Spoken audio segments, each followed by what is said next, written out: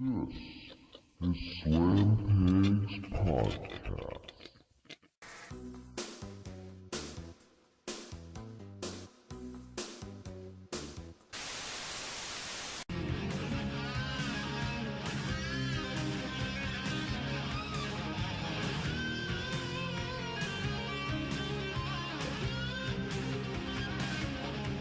Sunday night, February the 12th, Elimination Chamber 2017 post-show Slam Pigs Podcast number 44. We are back once again this week. Michael, what's happening, my man? Back in the studio. How you been? How's the week? We are live here in the Slam Pigs studio. This is episode number 44. It's been pretty good. Can't complain. Had some stuff going on. I stopped by the other night. We busted out the NES Mini. Yes. I did get to play that. We got to do some retro gaming. Really heartbroken the pro wrestling is on there. I was hoping they would have had at least one on there. They had to put fucking Castlevania 2 on there, and I don't know, but this isn't the reset button. We're starting out with NES shit. Anyway, welcome back. Like I said, Michael, real quick, where can everybody check us out on Twitter? Everybody can check us out on Twitter at Slam Pigs Podcast. They can check your channel as a whole out at the Habiki TMD on Twitter. That's what I said. Brian Kendrick stuff. Yeah. Sorry, I didn't know. Well, we have talked about the hoax Habiki TMD account. Yes. That's not us. Yes. Which is why we had to put that's flattering. The Brian Kendrick style. Hey, does that mean you made it big time when somebody's making a fake page? No, not at all. It's just creepy. Michael, okay. Follow you at Mike the Slam Pig on Twitter. Me at the Habiki TMD. Like you said, once again, ecstatic, elated. Another word that starts with E to express how happy we are to have back once again GRAPPLEVISION, man. What is going on? Welcome back to the show. How have you been, my man? Woo! Always feeling good to be on the Slam Pig Podcast. I had this line in my head where you guys were talking about Twitter, and I was like, "Follow the Slam Pig," and like in my head, it sounded so bad I wasn't gonna say it, but then I just did, telling that story. Follow the Slam. But welcome. It's good to have you back, dude. It is Elimination Chamber 2017. But real quick, before we get into any of that, where can everyone check you out? GRAPPLEVISION has never heard you on the show or seen your stuff on YouTube before. Oh, well, YouTube/GRAPPLEVISION is probably the stuff that's gonna make you like me, and Twitter.com/Tonkasaw is where I try to learn what Twitter does. Where people don't like you. Tonight was Elimination Chamber, but we didn't have an actual show this week. Two things we want to talk about real quick. I know you do, Michael. Number one, congratulations, because we haven't talked about it, to the Rock and Roll Express for long overdue induction. And you guys that are saying, they only had a cup of coffee in WWE. It's I understand that They were there a lot longer than Inoki and Abdullah the Butcher were. Yeah. That for one, and it's. Go back. Ricky Morton just was Shawn Michaels before Shawn Michaels was a thing. Years. Like, he was that generation's just If you don't think the Rock and Roll Express belong in the Hall of Fame, you're a genuine prick. Basically. You really are. You really are. But I know I feel really good for Ricky, especially considering like a couple years ago, Ricky Morton. Fire. He had the Ricky Morton fire, yes. But how many times have we said Ricky Morton fire? He almost had that Ricky Morton bankruptcy a couple years ago, and he had benefits or whatever. He had health issues too. Yeah. I just I wish we could go back and count every time that we said Ricky Morton fire on this podcast. And he's finally going to the Hall of Fame. Do not make a drinking game out of it. I just want to know, are they going to get him down from that fucking cherry picker in Matt Hardy's backyard so that he can come accept his award? I popped for that. I don't pop for much TNA That was stuff, the best, dude.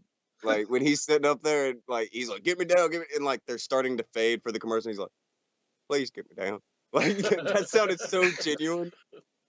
Genuine Ricky Morton. He is the best. And you know what makes it even better? You hear it. I heard it on Talk is Jericho before, but I've heard it in shoots for years. Like, if you're in the business, they go by Punky and Hoot.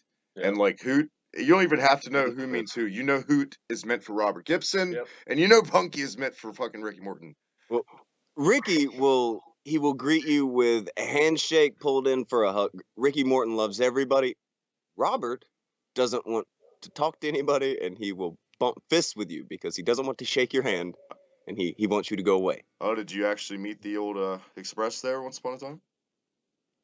Yeah. I loved them.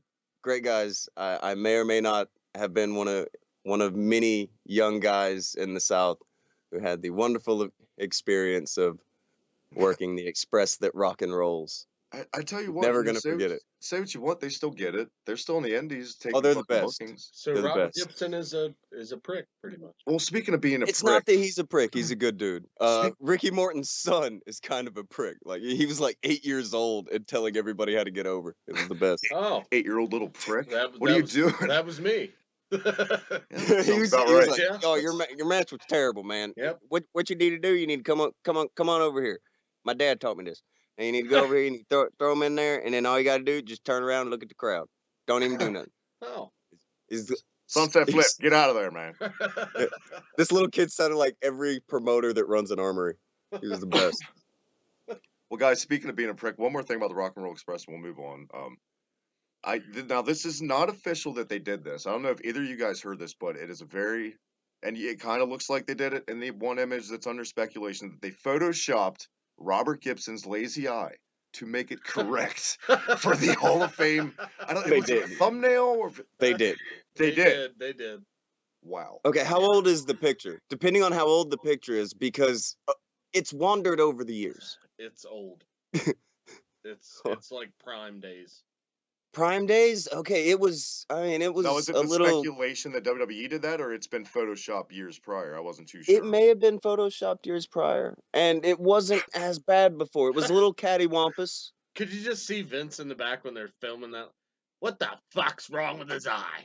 Jesus Christ, somebody fix that. It's the Toxic Avenger, for God's sakes. Goddamn, I- I'll fix that. The hell's wrong with you? Does that speak to the Elimination Chamber pay-per-view tonight that this is a actual segment, Robert Gibson's lazy eye? I'm just saying, but I brought it up, Substantially, so I'm guilty of sin. I could definitely say it's substantially influential. Moving on. Anyway, Michael, the Our other lead story tonight on the Are Slam you Big sure we News- don't want to pull about 10 more minutes out of Robert Gibson's eye? No, we're gonna pass. well, we can make No, a special. let's not. Okay. Anyway, let's get. Robert Gibson eye edition. Oh my god. We'll just do a little Slam Pigs quickie. Christ. It's mixing shows. Eyewitness. Yeah. That's bad. Oh God, no. Let's get to this damn pay-per-view already. The eyewitness. The show opened up tonight with. Okay, before we get to the The show, women's match. it did. But We're first, avoiding this show like the fucking plague. Yeah. we are. And I'm gonna say about the show right off the bat before we get into any of it, a little off kilter tonight, guys. Apologize. Don't be sorry. Tables have turned this week. Yeah. It's don't not be like the sorry. Rumble post show, Yeah, Michael, don't be that sorry. you don't remember. I remember it. I just wasn't here for it. I remember cleaning up after that pick. What You you didn't did have to to my clean up. You just had to flush the toilet. Duke the Dumpster Drozy got a call. Christ. TL Hopper got some business. Like I'm the only guy that ever fucking puked in a toilet. Totally unneeded pay-per-view is what I was getting at. Just like Fastlane. I've never been a big fan of when the Elimination Chamber took the February spot years back when they started doing that tradition. It's just it made the Rumble feel so much more meaningless in a way, and putting too many curves in a road to it. I don't know.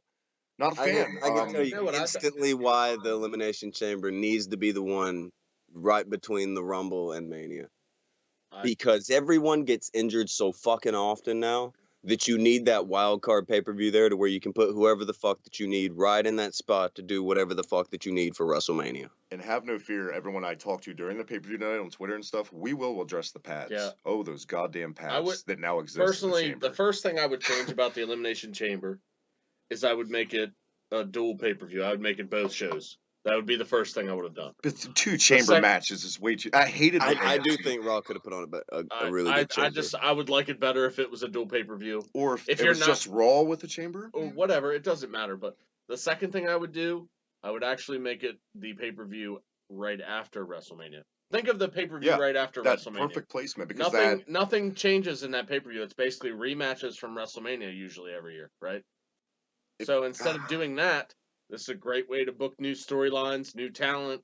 You have them in that chamber. I think a fatal four-way style pay-per-view like right after the reason that the chamber fits so good here is because you can set up like a baby face, for instance, like he could get hurt kind of in the chamber and he comes out of nowhere and he wins the title.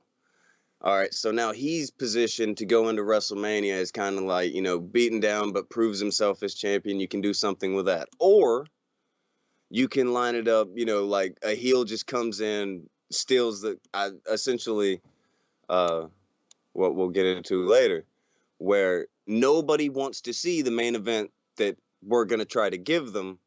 So, okay, well, we can fix that quickly. We have 6 guys in this thing. The champion doesn't necessarily have to lose to this person, so we have that match down the road if we so choose. It's a good spot for it. I just don't like that the Elimination Chamber used to be so much more fucking dangerous feeling than it is now. Yeah. It feels like they took the balls off of it and put it all the chutzpah and the machismo. They throw all that shit on the Hell in a Cell. And now the Elimination Chamber is this weird kind of half-safe, nobody really gets hurt that bad kind of thing with it. Nobody's really afraid of it anymore. It's not even a chamber anymore. It's squared with rounded corners. Yeah. It's octagon. Really, what happened to it? We're definitely going to get into that. The pads, like you said. But the show started off with. I still like it better. I would still like it better right after WrestleMania for me. I know your biggest complaint about the show, Michael. And when it was announced that there were 3 women's matches on the show, I immediately, the thought didn't even take me 2 seconds. I tweeted it out. Why not just make it a fucking women's chamber match? And now, especially hindsight, with pads in the chamber, oh my God, why didn't you fucking make that? You're telling me a woman couldn't fucking do that? Honestly, you took all the grating that was outside of the ring that used to be there. Oh, you remember the metal grating that made that match so grueling and hardcore as far as WWE style? Let me that was like the hardest. They're doing this weird thing where women are only they're only giving us like equal go. Yeah, we're only getting equal go with the women when it's not to our benefit. No, only when it's not to our benefit. For instance, the main event Hell in a Cell was not the best match on the card by any stretch. No. And it was drugged out. It was done really badly. Like the selling, the psychology was off. The table wouldn't break. It was a fucking dumpster fire. Okay. Let me say something real quick to nip it in the bud before you and I catch shit for being sexist, Michael. Oh, if the table would have broke, if she would have kept selling, like they're gonna load her up on the board, and then all of a sudden, like the Velcro snapping makes her freak the fuck out, and now she doesn't hurt anymore and starts beating the shit out of referees. Yep. What happened? The match just fucks up, like not even halfway through, like 1/3 through. Just shits the bed for the rest of the day. So I'm wondering if that is why they're like, well, okay, let's not risk any more of these. They are weary of it now. I'm wondering if that's why they didn't want to pull the trigger on doing the Lady Chamber. But I think the Lady Chamber would have been a great idea. I thought it would have worked. I really do. It really a lot better than a women's Royal Rumble. I know you love the women's Rumble idea, Michael, but I think there's not enough women. Yeah, that, and I mean, they can dig up any women from the past, but there are 20 women in the company. You can make a 20 women fucking Royal Rumble. I don't know. You can, but it's gonna be taking the piss. And if you do 20, then that's gonna be like, oh, well, it's a little bit lesser than the men by default. You've got to pull off 30. If you're gonna do that, I would book it, but not on the Rumble pay-per-view, because you just can't have a show with 2 Royal Rumble matches. Oh, for God's sake, no! Yeah, don't do that. Maybe on like when business takes a shit in the fall, throw it on one of those fall pay-per-views. Maybe, put it on 205 Live so that the one person who wants to see it can see it. Hey, Mike. Hey, say what you want. 205 Live, I actually did tune in this week, and it was okay. It's a really great show, but nobody's watching it.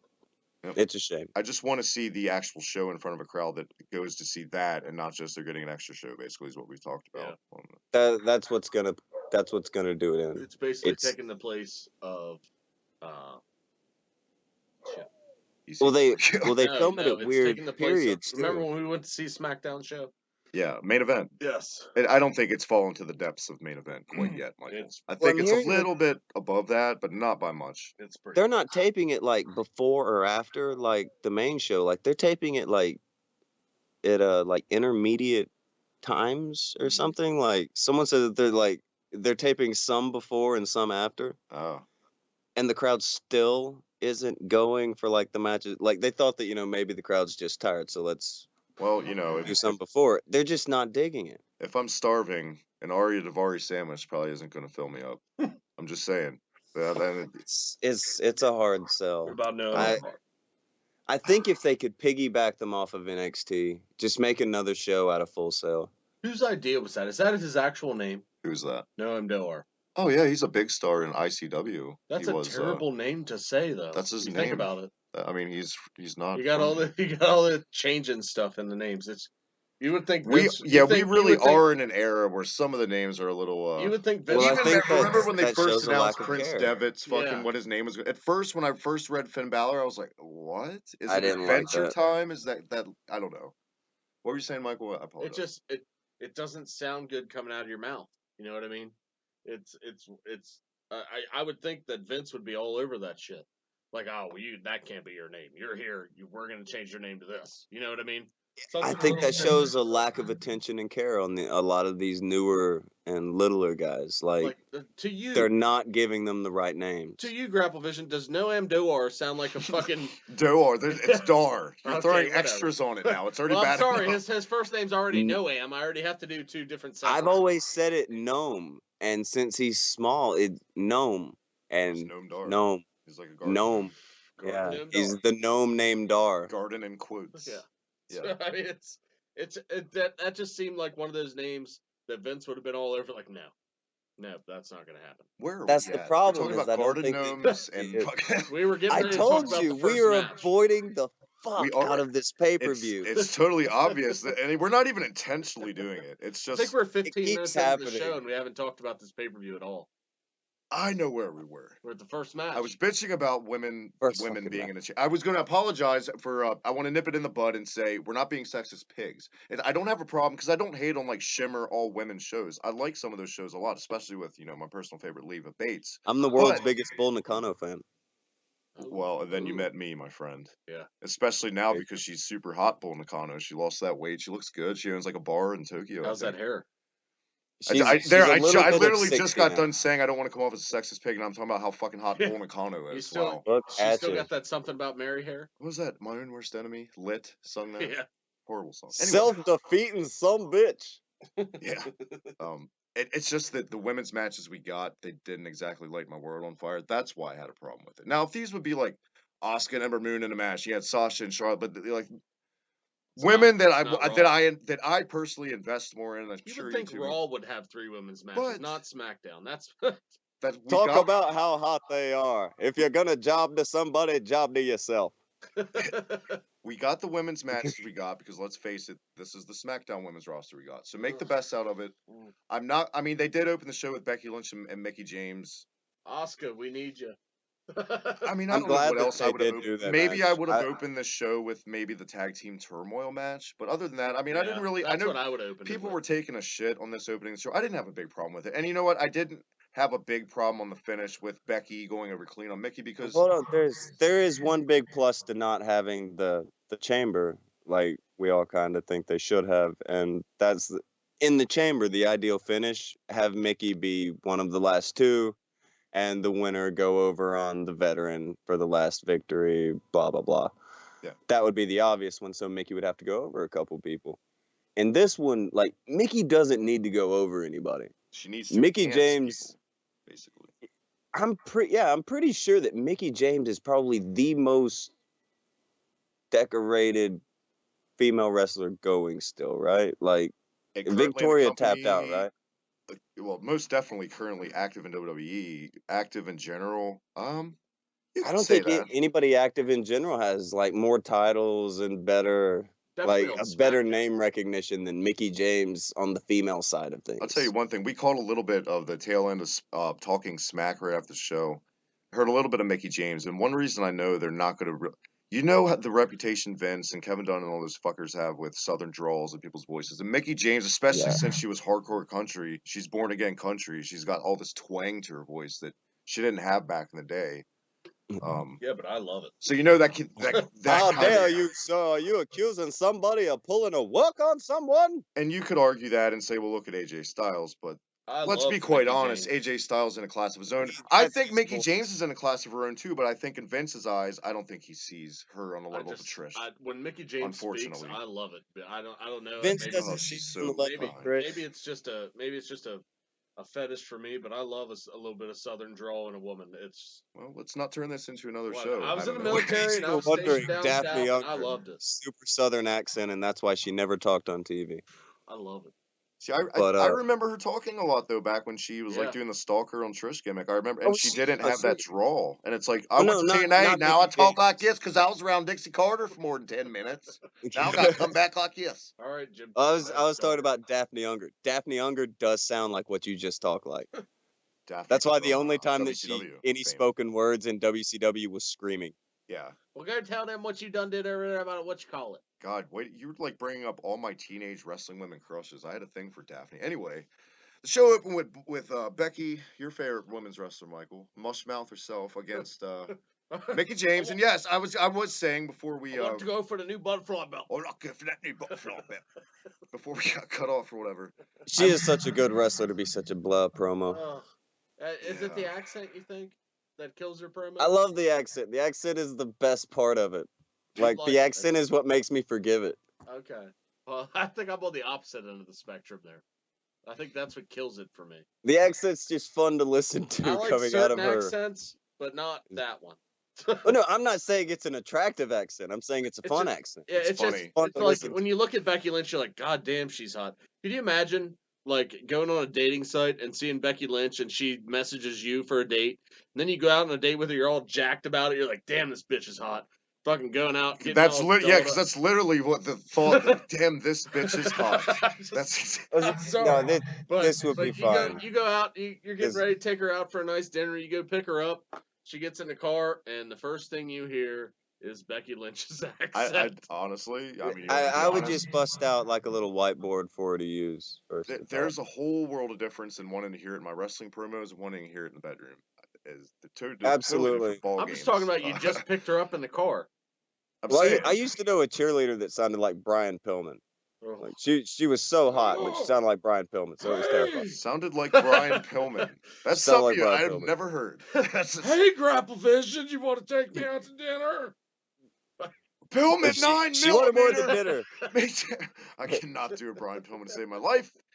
And this match was what it was. Let's not try to spend too much more time on it. The booking was exactly how I thought it spent no time on it. Let's get to the tag team turmoil match that we are so anxiously awaiting to talk about. Becky Lynch won with the missionary roll-up.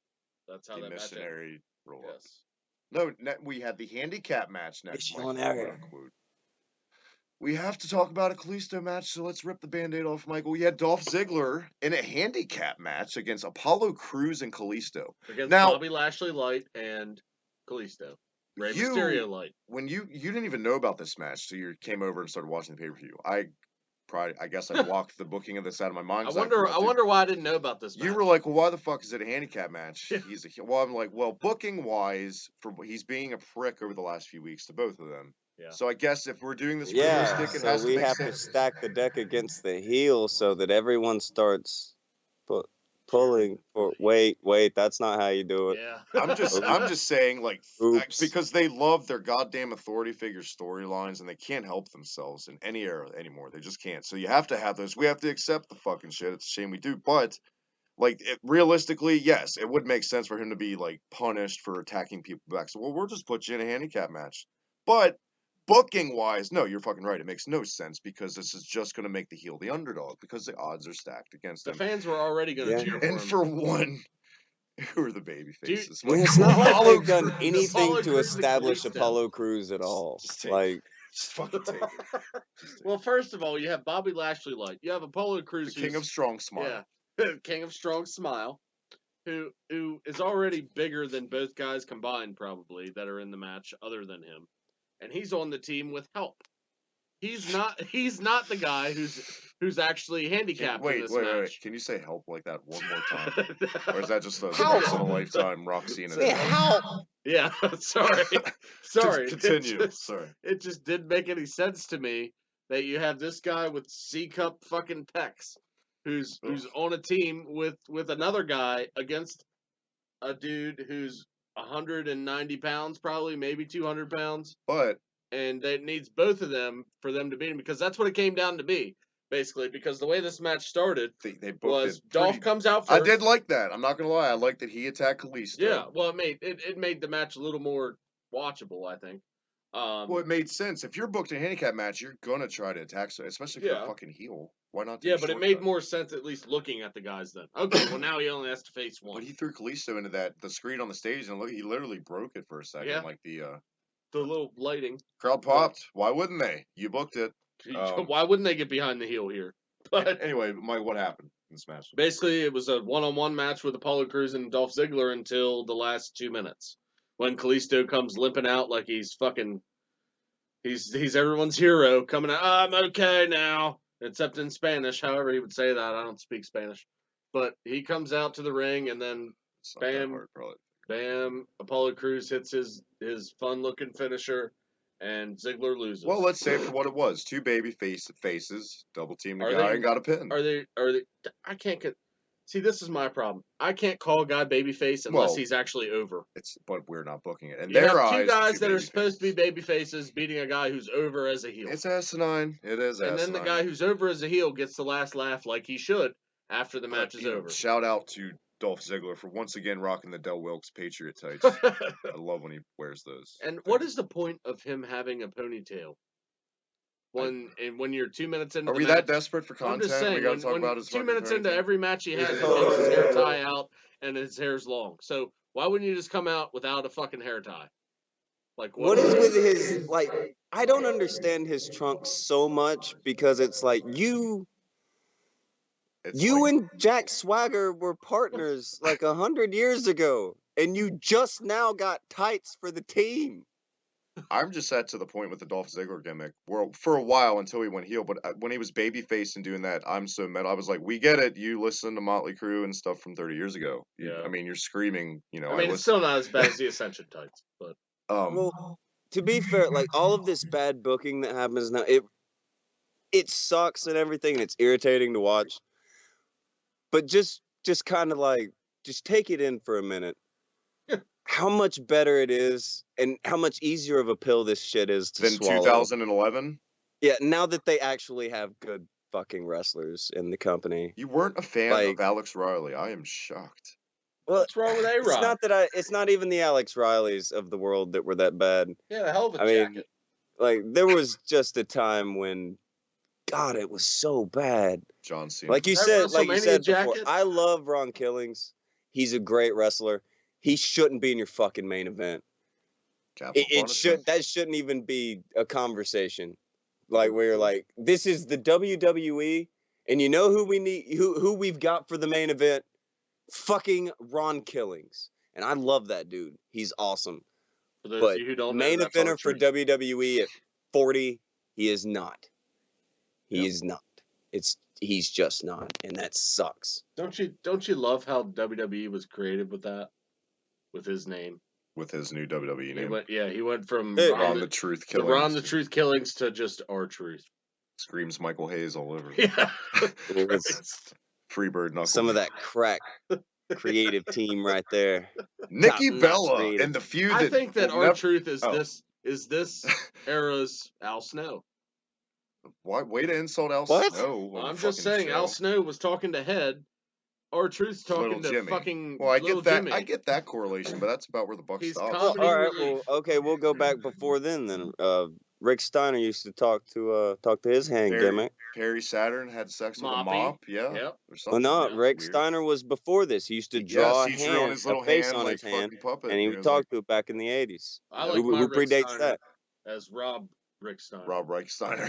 Mid-South. Rob Ricky Steiner. Rick Steiner. The only person on the planet that prefers that Rick Steiner from Mid-South Wrestling is like an up-and-comer.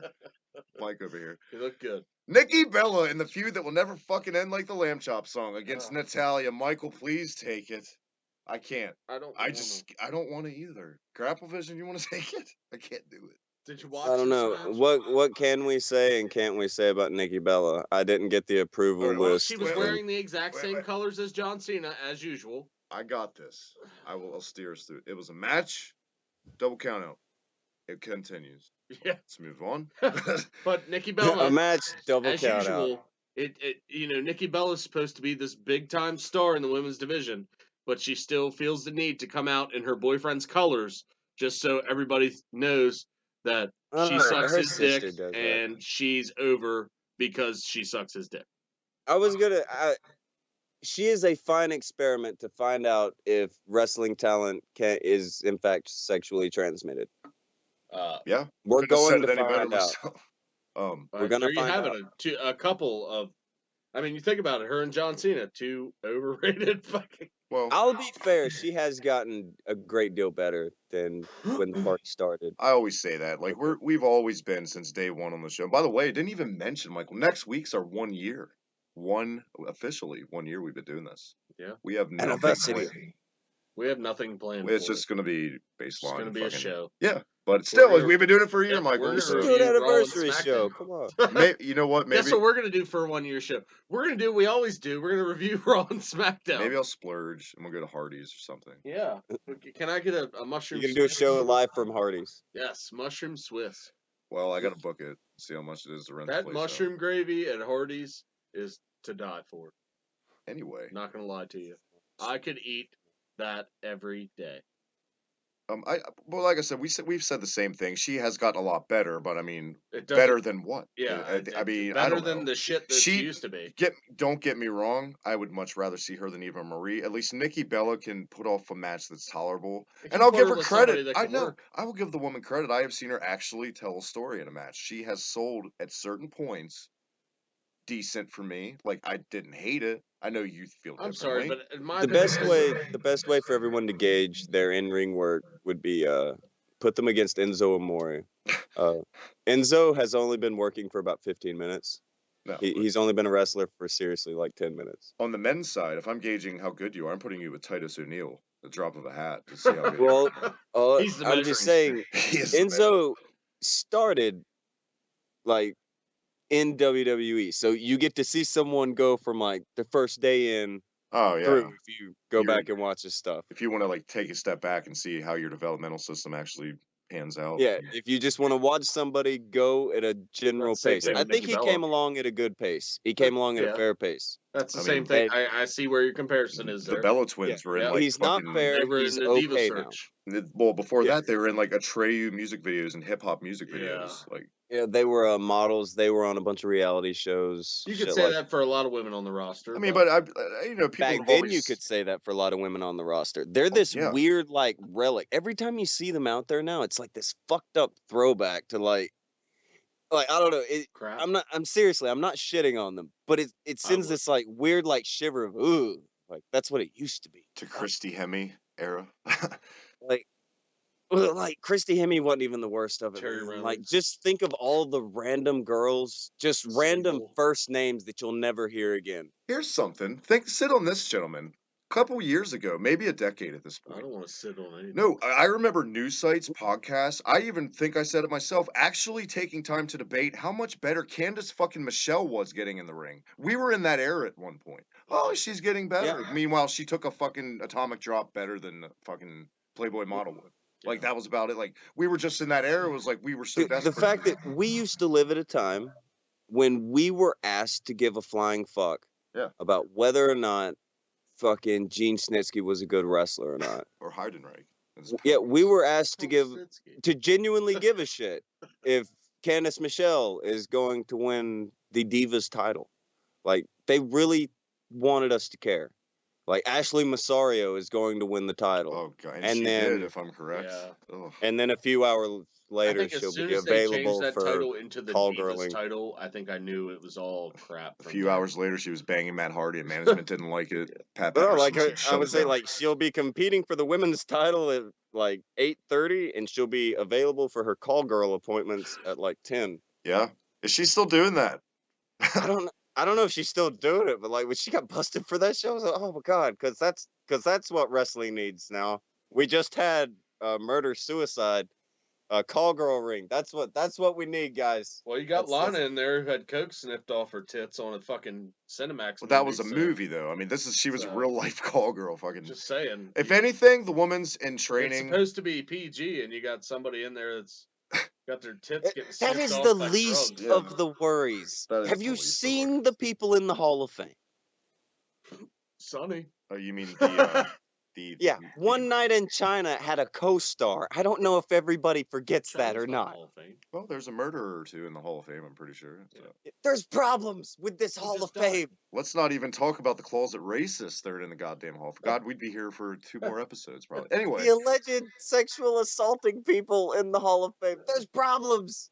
There's racist and crazy shit. All kinds of awful things you can say about this Hall of Guess Fame. what? The For WWE fuck's is sake, real get world. away from the Hall of Fame. and let's not we forget, because in like the past year, it seemed like all this shit that WWE has swept under the rug for decades, like the Snuka stuff, was finally, for some reason, they picked that case back up again.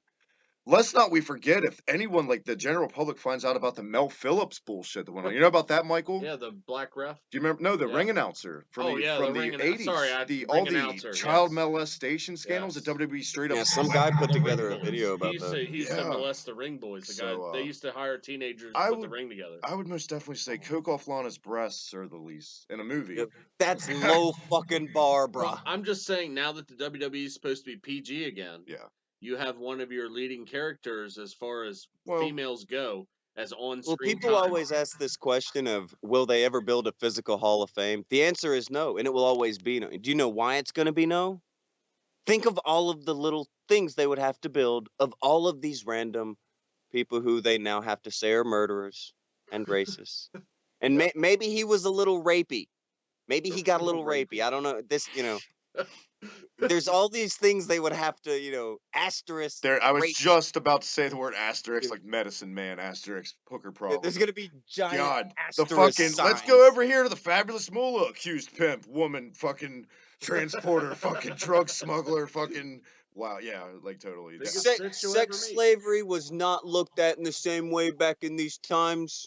I'll be your tour guide here, and I'll tell you what all these asterisks means No, here. they literally have a whole wing called Asterix, the Asterix wing. Like, Okay, now when we go down this wing right here, I just need you to understand that there's a whole paragraph that I'm just not gonna read.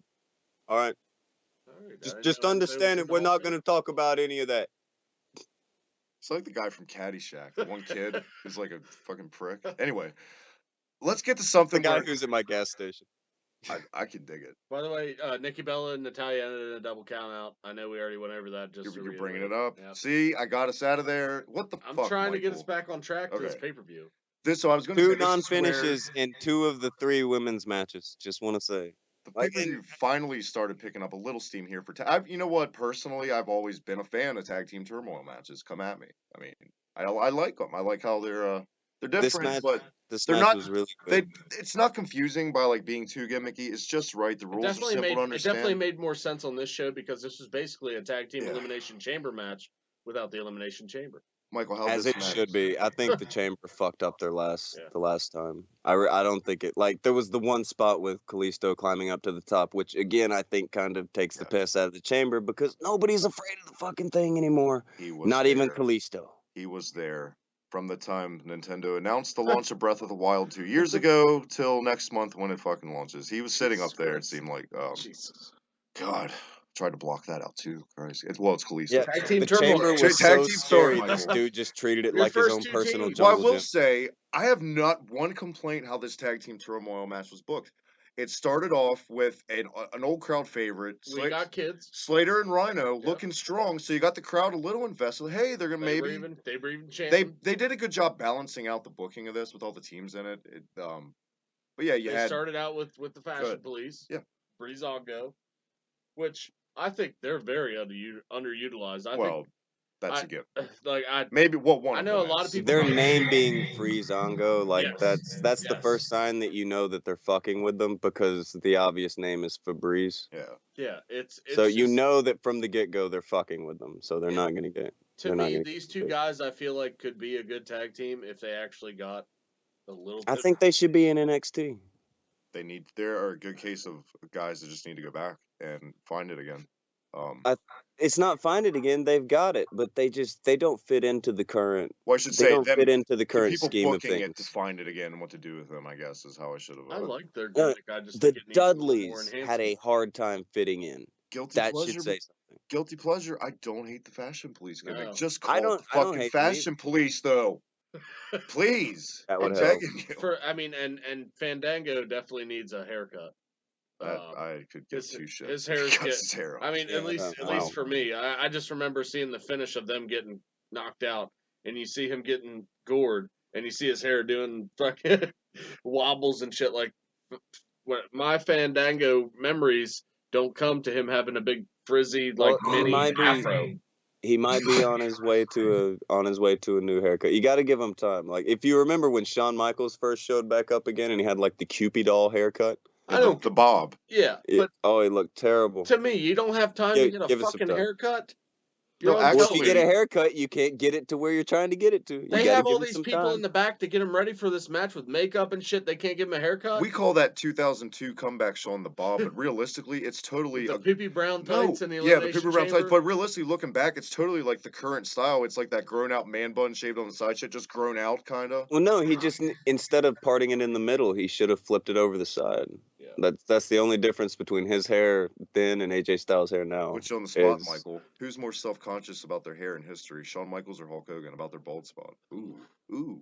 What about Baron Corbin? I don't think Shawn Michaels didn't have a bald spot. Baron He had Corbin, a receding front. He wears that beanie year round. I'll Yeah, tell you that. Shawn Michaels had the receding front. Hulk Hogan has the blonde, basically Luke Harper-esque. See, here's what I'm gonna say about Baron Corbin. He'll never hear this, I'm sure, but that dude, when he finally decides to just shave his head bald, Yep. he should grow out a giant like Scotty and chin spike, and this man will be intimidating as fuck, like Tyson Tomko style.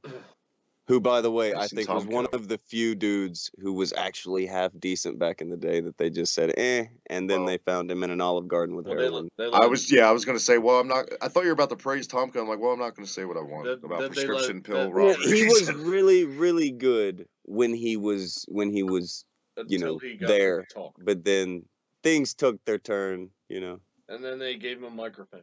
And But yeah, like I said, the match, I liked how it was balanced booking wise. A legitimate, actual fucking contender. The Usos finally came out. They disposed of Rhino and Slater not too quickly. after the Vaudevillains and the Fashion Police were eliminated by We Got Kids. Then you had Alpha. Alpha came out against the Usos, and then it really picked up. These two teams always have good chemistry, in my opinion. I don't know about you guys, but I'm a big heel Usos fan. Yes. Much better without the fluorescent bullshit face And paint. Face paint. My pick going into this, I really thought it was going to be the Usos coming out of it. But no, the Usos ate a pin here. After that, though, they attacked Alpha from behind. There was only one team left, the Ascension. I mean, they beat the shit out of Alpha I and picked the Ascension. laid them out. You did, and you had your source who's been wrong the last couple shows, Michael. You said you're going to get on his ass, but he had the hot scoop that the Ascension was walking away. I I laughed at that, but until I haven't been watching. a Until lot you of- saw how things were playing out, good sir. Well, no, because that's not what I was going to say, you cheeky little devil. I was going to say. But then I haven't seen a lot of the Ascension lately, but I saw them tonight, and they've switched their look up, and I'm not gonna lie, they look kind of cool now. Like, Yeah, they don't. I mean, they're not amazing, but I mean, it's a lot better than what we got with like the early Road Warriors Indian Yeah. fucking face paint stuff. Total rip off of that. It was the actual same paint, I think, from like '85. Anyway, yeah, where was I? You had a false finish there where The Ascension basically- came out to basically pick on the scraps. Alpha got their ass kicked by the Usos after they beat the Usos, and then the Ascension comes out and they quickly hit their finisher. And you're thinking, and you thought it was yeah, ball game. I was like, holy shit, But it's when- actually gonna happen. But when they kicked out, I mean, nope, Alpha's gonna win. Yeah. I knew it. Like, and I you think got after, you see right that through we it. kind of knew where it was going. That was like, And you know what? I wanted Alpha to win because we haven't seen them exactly look dominant in the tag team we division. haven't and seen them hardly at all. yeah, exactly. And this was a Period. great way to get younger team that's fresh into winning the belts better. I know the competition wasn't exactly like Now, fucking I'm gonna go- brainbusters and shit, but I might be unpopular with this statement that I'm about to make, but Well- my problem with American Alpha, and I obviously I have no problem with being unpopular. My problem with American Alpha is I just don't know how high they can really go after this. You know what I mean? I think American Alpha is a short-term champion. I just don't think I don't think you'll see American Alpha in the company in 5 years. I don't. I totally I think disagree. I think they're bland. I me. think that they have I think their the eyes. New Millennium Scott's the Steiner brothers of the New Millennium kind of. What do they have?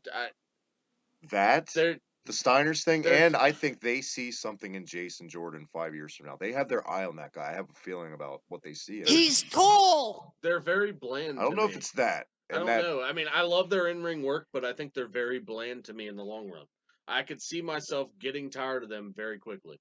That's my biggest problem with American Alpha. I think they need they need to be maybe booked maybe down the delicately, I road guess. they may need a heel turn or something to keep them relevant for me, because right now with this gimmick where it's just kind of like, we're the all-American team. Well, you know, it's been announced officially Angle's coming back. I mean, I'm not going to say the obvious. That'd be a perfect like mentor. Grapp, what's your whole take on how American Alpha's pretty much been handled since being on the main roster and being champions? And do you agree with what Michael said? I don't know if I agree totally with what he said. I think they'll still be around, but maybe not as American Alpha. Maybe 3 or 4 years down the road they'll get split or something. But I think they should definitely keep both of them. Like both of them, not exactly the most seasoned guys, Yeah. and both of them just keep getting better. Like you can see guys who kind of start to go backwards. These guys, they're not going backwards. They keep at getting all. better and Yeah. better. Shit gets more crisp. Shit looks better every time they do it. I will call it right now. A year from now, we will be discussing the Revival and Alpha and how great their feud's been on the main roster. I'm just gonna say, I really think we're gonna see those two. I'm telling you, man, I got a feeling that they see a lot in the Revival too. I think they do see a lot in them, but I'm wondering if they're going over to Raw because DIY, or that they may be going the ones going to SmackDown. I think we see I don't think we see Alpha and DIY on the same roster. I think it's easier to flip heel teams on rosters more maybe than it would be a babyface team. That's possible. I don't know. Anything could happen. I look at those two teams and I try to think of which one would fit better on Raw, because that's what they think of first and foremost is Raw, because Raw is the baby. So when they do that, they're going to look at which team would fit better on Raw, and out of the two teams, I would say Dash Wilder. But maybe you might be right. Maybe DIY goes over there and Dash and Wilder over on SmackDown. And I think, yeah, if that's the case, then American Alpha and the Revival, great matches. Just it'll happen and it'll do just fine. I think they've handled them right. Like when they first came in, they beat them right. Their first match in, they didn't win. Yeah. And then it kind of felt like they started kind of from the bottom going against everybody, and then they got the titles. And I don't know. I don't see any ball dropping yet. Like everybody jumps up as soon as somebody loses, and it's like, oh, they're burying. Yeah, I hate that. Chill. Let somebody tell a story. Let a story get told. Because like person A, like your favorite from the Attitude Era, they never lost. They had a streak that never. I get it though. I hate that too. Like people have no patience. End of the day, we say it all the time. There's no patience in the common wrestling fan anymore. And that's been lost since 97, 98, let's be honest. Well, that's because the only thing that matters is what happened 15 minutes ago. Exactly. Notoriously short memories, and except for when it was their favorites, then all of a sudden they can pull out of their ass exactly why 10 million years ago matters. Did the right, in your eyes, GRAPPLEVISION, to get off the tag team title match, we'll move on. Did the right team win in this match tonight? I don't know if it's so popular, but I'm not as against the Ascension as everyone else is, and I think they could have won this believably, and I think it could have led to something really cool and really new.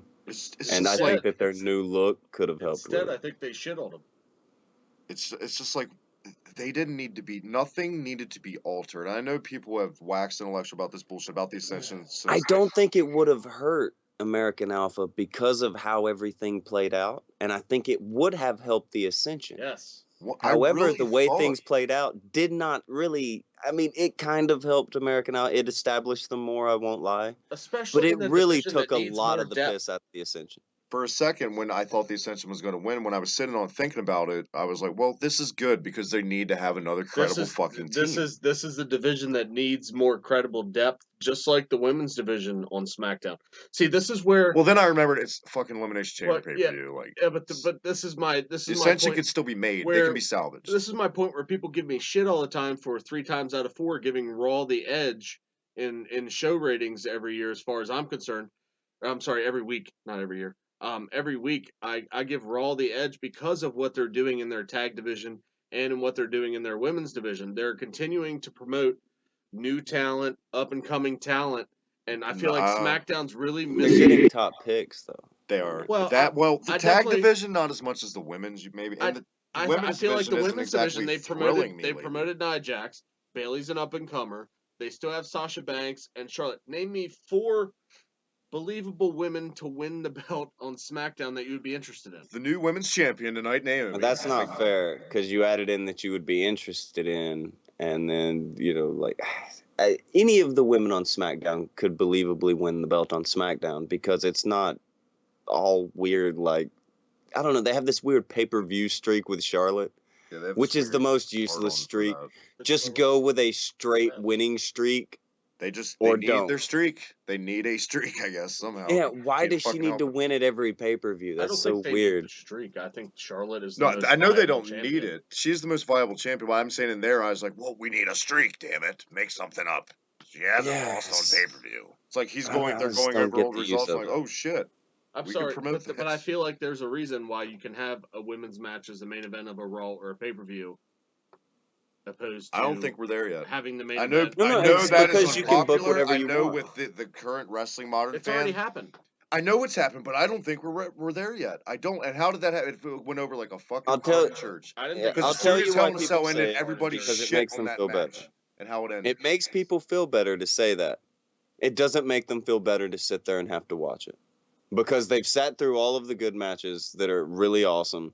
And then you get to a woman's match in the cell that is just not as good as the ones before. It didn't even have to be that it was in a cell. It could have been any match. It's this mixing shit up. It's like people are getting their DNA strands confused with MMA women's big money matches and wrestling women's. It doesn't work like a Ronda Well, Rousey see match, that in that my was opinion. the problem that the It's UFC not fell legitimate. into as well. UFC's legitimate, basically, is Well, why it draws even like though it's legitimate, they started to book it to where, well, the women always sell. The women always sell. Well, no, Ronda Rousey sells. Yeah. The big name in women's sells. Yeah, and you're That going to see that doesn't now. translate. These women's big money matches aren't going to draw as much. We're going to see that decline in UFC. Which you already Well, saw that doesn't last translate I mean, yes. to WWE when they just decide that Sasha Banks is a big name. And they decide that Charlotte Flair is a big name. And now they're Yeah. like, okay, well, they're main eventing now. Well, they're not necessarily the biggest stars. And it's nothing against their work rate or any. That's not what this is against. But they couldn't break the table. The match was just weirdly put together. Like we talked about earlier, it was just weirdly put together. Didn't understand the booking of that at all. Like selling, you're gonna die, and then all of a sudden you are hulking up to the extreme. Like I don't feel think like you've we're being a gone little Super unfair. Saiyan. I feel like we're being a little unfair to those two in the fact that we keep pointing out the one match that they had. But I don't That think it's was- That us was the main blaming event. those two. I think it's me blaming That was the booking main event more. at Hell in a Cell, but they've also had some main events on Raw that I thought were spectacular That's matches. a Raw, though. That's So, different. Yeah, I mean- Raw I mean, doesn't really I count. don't know. I mean- I don't really count the Raw. Main At least for events. me, I feel like what Sasha Banks and Charlotte did on Raw was much better It was a than good another match. than another fucking Roman Reigns match that they would I have had totally agree. on the main I event. I'm think just all saying- of their matches on Raw are better than the match they had at Hell in a Well, Cell. because I there's think no almost all the stipulation. matches. It's basically just a one-on-one match. I feel like Yeah. they try to. I feel like with the Hell in a Cell match they had, I feel like they tried. I definitely agree with you guys to the point where they tried to rush that a little bit to make it the main event. I felt like that shouldn't have been the main event of the card at all. And I feel like no matter shouldn't what have they been in did the in that, cell. I don't feel Just like wasn't as I don't good. feel like anything they could have done in that match would have lived up to it. Just by everyone's judgment before Well, they even and started. the road up to that Hell in a Cell, it Yeah. had been flip-flopped back and forth so many times that I had lost interest Yeah. in, like, week 3. Plus, I felt like what was the point in them? I mean, aside from Charlotte Flair's little lackey, what was the point in having that match in Hell in a Cell? to say it was the first to Yeah, get people to subscribe. Usually when you have a match in a Hell in a Cell, there's a reason to have it there. You know what I mean? I don't think so. I think that what made Hell in the Cell, not spell. What made Hell in the Cell was the first match with The Undertaker against Shawn Michaels. No, not even that. We didn't have entire pay-per-views Without DX devoted being to in it. there. We didn't have, okay, next October it's coming. No, it was, when are they going to have one? We didn't know, like, a Hell in a Cell. Everyone no way out. criticized It happened TNA for fucking lockdown. WrestleMania. Well, I don't feel like it should be a pay-per-view, but I'm just saying what makes Hell in a Cell for me is the actual need for the stipulation. You know No, what I mean? everyone Like- criticized TNA for lockdown being a show centered around cages, and then WWE, one of the other people who just many of their people just laughed at this idea, and then what did they do? They did the same fucking thing with their biggest structure they have. Yeah. Like just taking the absolute piss out of the thing. Not guess even I- the I cell, guess- ladders, yeah. fucking everything. I'm let's just- Yeah, make it's it like happen. throwing the fucking football pads all over the You gotta damn. think we're right around the corner, chamber Michael, tonight. from an all-women's pay-per-view brand split. That's Well- got to be on the horizon. But that'll never sell. No, But no, I don't. won't It work. doesn't have to sell if it's a special on the network. I mean, My- Christ, we Yeah, just had the that might British happen. title I tournament. think that'll happen. They'll have I a guess women's I'm title. old school in the thinking of if you're going to have a specialty match, there needs to be a reason for it. You don't just have a specialty match just to fucking have it, like they did with that Hell in Totally a Cell match with the women. It doesn't make any sense to me. Like the first Hell in a Cell match, why did they have it? So that DX couldn't interfere. That's my same problem it's- with this it's- whole Elimination Chamber in February shit. A match, okay, I get it. The Elimination Chamber, and booking wise, it was birthed in 2002 Survivor Series from Eric Bischoff, who just created it. It wasn't like a blood feud that had to be settled with 6 guys. But I just think when a gimmick match is expected in a certain month every year, it takes a sizzle off of it.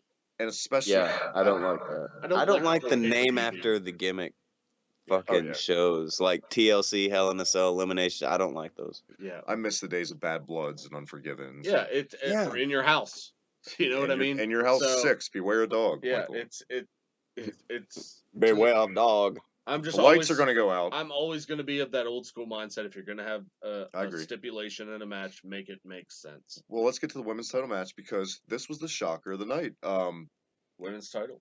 New champion Naomi defeats Alexa Bliss, Michael, and I'll come clean. I took a little smoke break during this, but you watched most of the match. I caught like It the was tail end. definitely the best women's match of the night. And you know what? I like Naomi a lot. I really do. This brought Alexa Bliss's stock up for me. Because before, I hadn't seen a whole lot of Alexa Bliss. Well- I'd seen her on pay-per-view, and I'd seen her on SmackDown.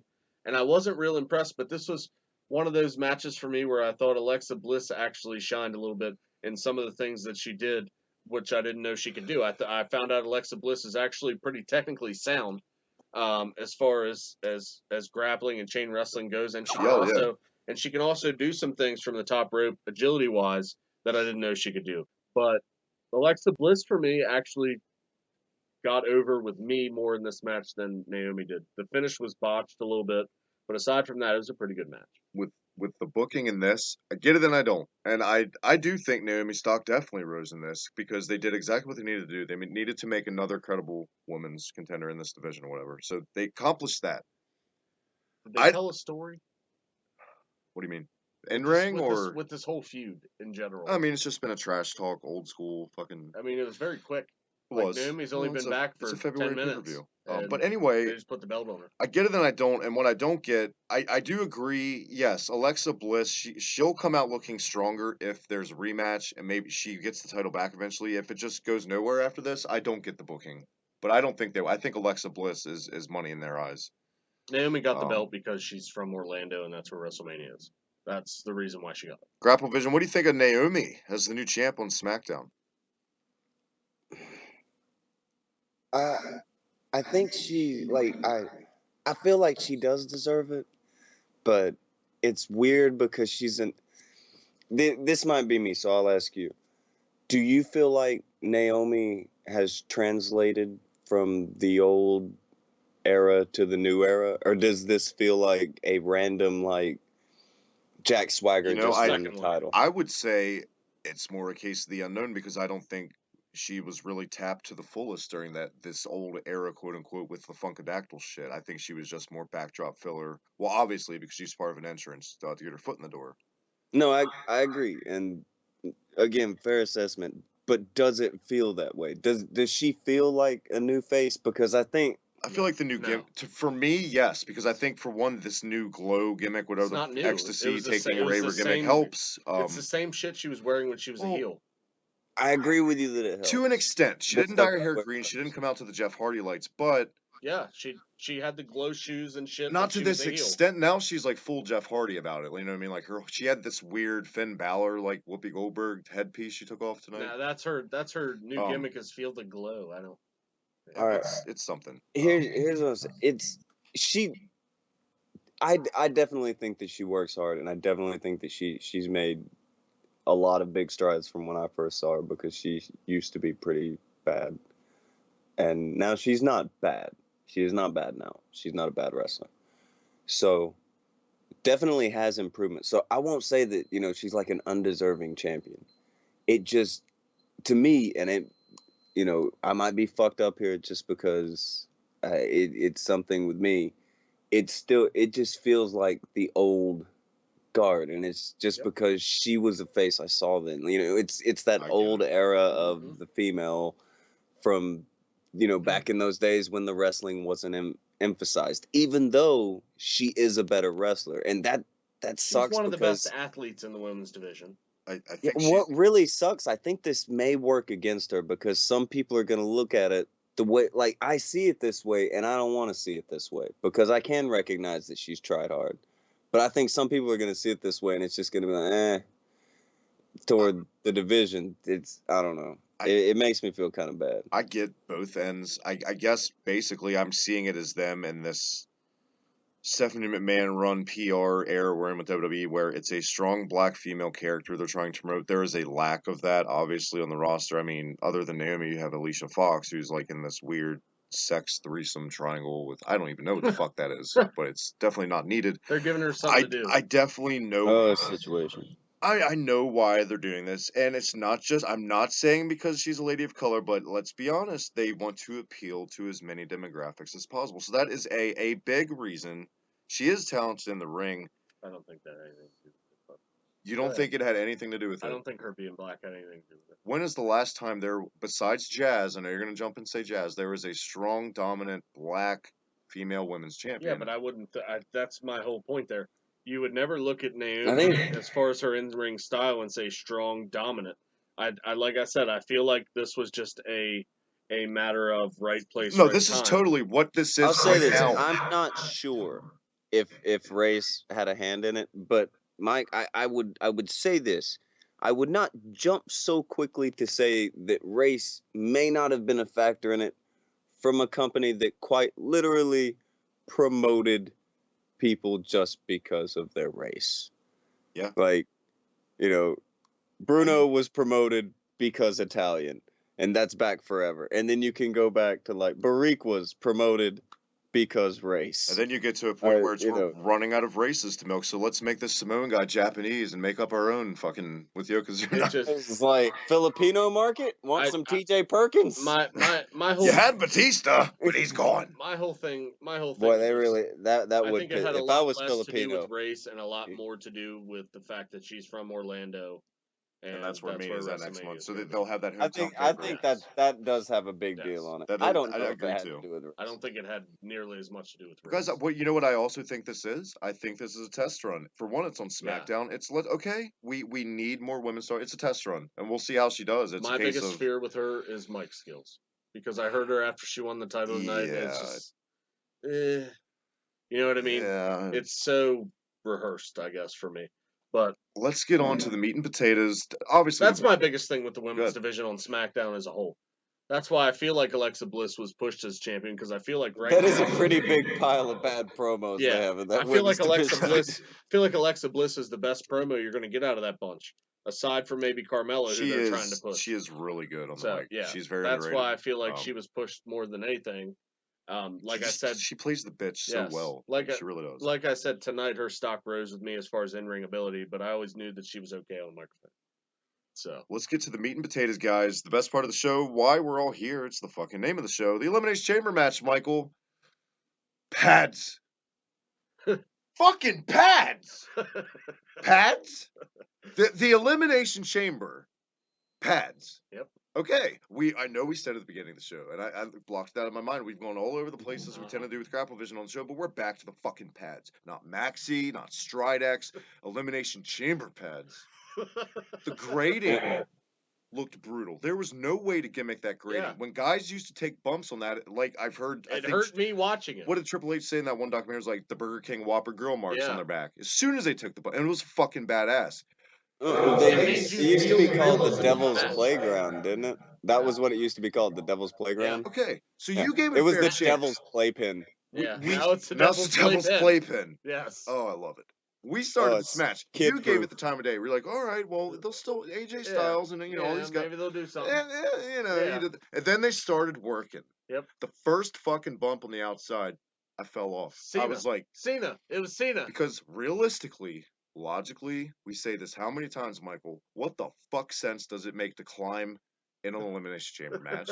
What's the logic in Why that? are you climbing up an Elimination Because Chamber? if you're replacing the grading with pads, that's all you got left Yeah. to do anything with. I Is the guess. fucking the little plate. Chains. It looks like the playground Yeah. shit kids Yep. climb on. Yep. That's exactly what the fuck it is. Yep. You climb up there and you stand on top of a pod, and you can jump off there without any fear of hurting yourself because you're gonna land on fucking pads. Because in most playpens, you're not taking a very hard bump, are No. you? Anyway, sorry I yelled, guys. I don't know if you had there were a headphones in or few anything. spots in this match that were pretty good. There was. But the But majority you could have had were, those spots in a normal Yes. fucking 6-man match. I You don't- promote something. they're You the same deliver pads. on something. Well, the funny thing is, it's the Okay. same pads that they have on the outside And of a look- regular look. ring. Fucking trolls in the comments and whatever. Come at me. I get it. All these guys getting injured before you come at me. I get it. I fucking get it. But if you're gonna do this, why even have the goddamn thing in the first place? This was the one thing I felt know, like they didn't need to. This is the one structure I felt like they didn't need to fuck with. Oh, I'm gonna go take a piss. Don't- You all have at it. I'll be right back. Don't fuck with this structure. I felt like this structure had such a reputation for brutality and realism in a wrestling match, and they just took it away by taking that grading and covering it up with wrestling mats. Basically, is what they did, like high school wrestling mats. That's what they did. Not to say that they give a lot and that the bumps didn't hurt, but oh man, it just didn't have that same feel for me. Especially when Yeah, the that's first weird. bump I saw was John Cena going over the top rope onto it and pretty much getting up 2 seconds later. So I mean, is it just me, Grap, or did the match lose a little bit of its sizzle? No, it changes it, and that's not what the Elimination Chamber needed. Like, it took a year off, so you want to bring it back with a bang, right? Yeah, I mean, the last thing you would want to do is make it seem less dangerous yeah. than what it used to be. I mean, And- especially when they were promoting it as this new and improved Elimination Chamber, you would think as a fan that you were going to get something that was going to make you go, "Oh, all right, that's cool." No, instead you got, "What the fuck is this shit?" Yeah. Again, that's kind of a situation on it, but And I've I looked can at understand it as, it as a wrestler. You're like, "Oh, well, no, okay, cool." it's a fine vehicle to get the title onto somebody else without having to have the guy lose a straight one-on-one match. And that's the main reason I get the placement of it being before WrestleMania. I get some of these things, but if you want it to seem dangerous, then you've got to keep the danger of it. If you don't want guys to land on the grading and guys don't want to land on it, then tease the grading. Make it seem like even bigger of a deal before you land on it. I mean, there's so many things to do here where you could get around making it look less dangerous, Yeah. which is not what you want to do. Like, that's not the goal. The whole idea of surrounding it in metal and chain is that you want it to look dangerous. At least. So, And I'm back, by the way, Michael. But and nobody got any juice in I this th- I match thought either. maybe I might walk into you guys commenting on how many times JBL says big match John in a Yeah. fucking match, but I was Yeah. wrong, thank God. At least gimmick the grading. I mean, you can still have the aesthetic.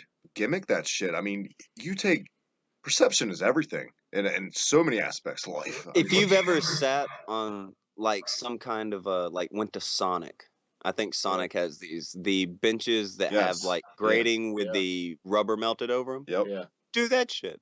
there you go. Why not do that shit? Hell, with the even grading on the- WCW, when they had the quote-unquote barbed wire cage match with Hogan, they Yeah. rubber tipped the barbed wire. Yeah. I mean, there's ways around that shit, but show business for fuck's sake. It would still be aesthetic. It would work for the aesthetic, There would be no worry here. There's so many ways around this. I mean, I get it. Your company's PG, but do you have to make it so? See, this is my biggest fear with this era. It just over and over again. It Well, seems no, very they pussyfied. really didn't think they're usually PG. They're thinking for the toys and smarter things here. Okay, yeah. well, you just fucked up and added 4 new parts to the Elimination Chamber toy Yeah. set. That's on you, bro. Well, look at that. Look, goddamn, you can put the logo on the top. Yep. That'll sell 1 million fucking units. Yeah, I get it. It's- Goddamn, pal, add in 4 new stickers. It's just to me, it's I understand it's the era of the smaller guys and the better in-ring work, but do you have to make it so pussyfied? They're just, Like I don't know. you're telling me that because these guys aren't so jacked up on roids that they can't take a bump on some grading? But with the To obvious... be fair, the less you weigh, it should be less of an issue. And I understand, their injury policy now is much more strict Kofi than it used to Kingston be. never gets injured. He's like a feather. Well, so. I mean, their injury policy now is much more strict than it used to be. You pull a hamstring and they're not going to let you work for a couple weeks. Back in the day, back in the 80s and 90s, Oh, yeah. That's... you tore something and guess what? We're going to need you back in a couple weeks. Oh, you OD'd Well, him. guys lied a lot, You're too. still They would coming just to be the like, fight. I can work. They just tape it up. I can work. Yeah, Don't worry about it's nowadays it's like, oh, you have a headache? Well, Oh. we need you to go through concussion protocol. Prime example. Look what Kurt Hennig pulled off with his back in that Yeah. shape towards the end. Jesus I mean, my Christ. God, he was What about Brian Pillman? He had no ankle. Right. Like Kerry Von Erich, Yeah. he had no fucking foot. But Yeah. I'd say the difference between Hennig and those two, when Pillman came back from the car wreck and Kerry Von Erich had they were a shell of their in ring. Yeah. Like Hennig Well, was hold still on. getting To it. be Hennig was fair- still open for business. Like To be fair to Brian Pillman, we don't have a lot to look at here because it wasn't long that he got to work after all that happened. But his ankle was so shattered. So when you watch Brian Pillman post that injury, you get to see nothing but pure ring Mhm. psychology from him. You see, like, he's not flying Brian. He can't fly. Yeah. So what it is pure psychology. You see a lot of like the old like 70s and 80s Matt like Reese. heel Yeah. stuff. he handled it a hell of a lot better than Kerry Von Erich did. Yeah. Kerry Von Erich He just completely looked- stoned at Madison Yeah. Square Garden. You see that clip? He before, just Michael? kept I posted it. Oh yeah, okay. Well, It was, silly me. But no, Kerry just kept doing everything that he used to do, and if it didn't look so good, whatever. Brian Pillman, he just learned. He was essentially doing the shit that Kevin Steen / Owens is doing now.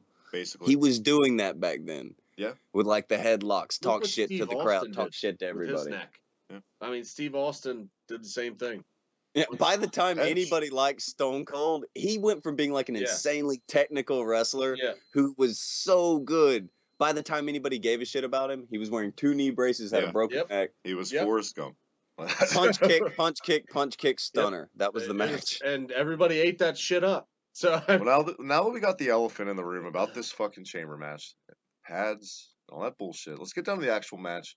Spot wise, like you said, and what. there was a couple. I okay mean, things. Obviously, I'm happy that finally I've been a big Bray Wyatt fan for a long time. I didn't Congratulations. even in the Nexus days. Husky Harris was one of my favorites. Not gonna lie, I was a big Husky Harris fan. and he always made that appearance You know, on your video game. Then you I didn't want him there. I get it, guys. It was predictable, and I've said it before, and I'll say it again. We're just with the brand split. We're in an era where sometimes a Rumble win doesn't mean your main feud. And let's be honest, looking back since the Rumble, no way did Raw need the Rumble winner. Raw already has Goldberg and all that bullshit. SmackDown really needed the angle with the Rumble win. So it is what it is. I can accept it.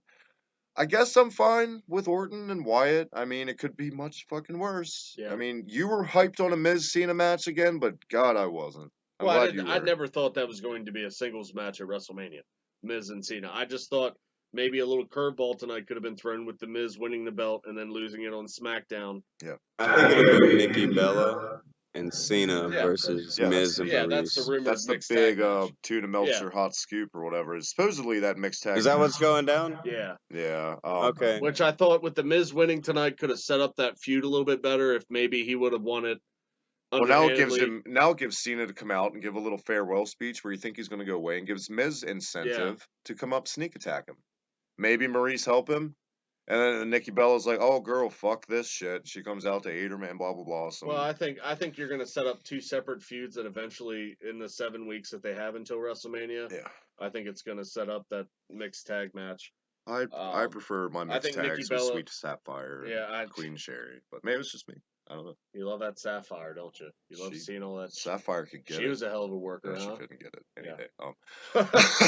We bitch Rest about of Nikki all- Bella. Jesus Christ, you had Sapphire in there at We're WrestleMania. so respectful of the dead on this show. I just gotta say, the match is good. Like I said, I'm really happy for Bray. If you would have told me in the spring of 2014, after he had just been ass raped character wise by WWE, and I mean, Christ, how long has it just been on the internet with the smarts guys like us? As Bray Wyatt is damaged goods. I mean, wow. But I would have never thought I would have seen a pay per view closing with him raising the title. So that's cool to see. Happy for him, guys. I don't know your thoughts. Take it away, Michael. What did you think about Wyatt? I mean, definitely, I was happy to see Wyatt finally get his belt.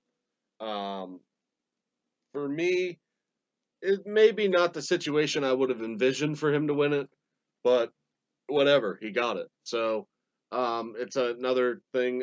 I think it was a pay-per-view themed on people that had been around that finally get their chance with a belt, with Naomi and Bray Wyatt.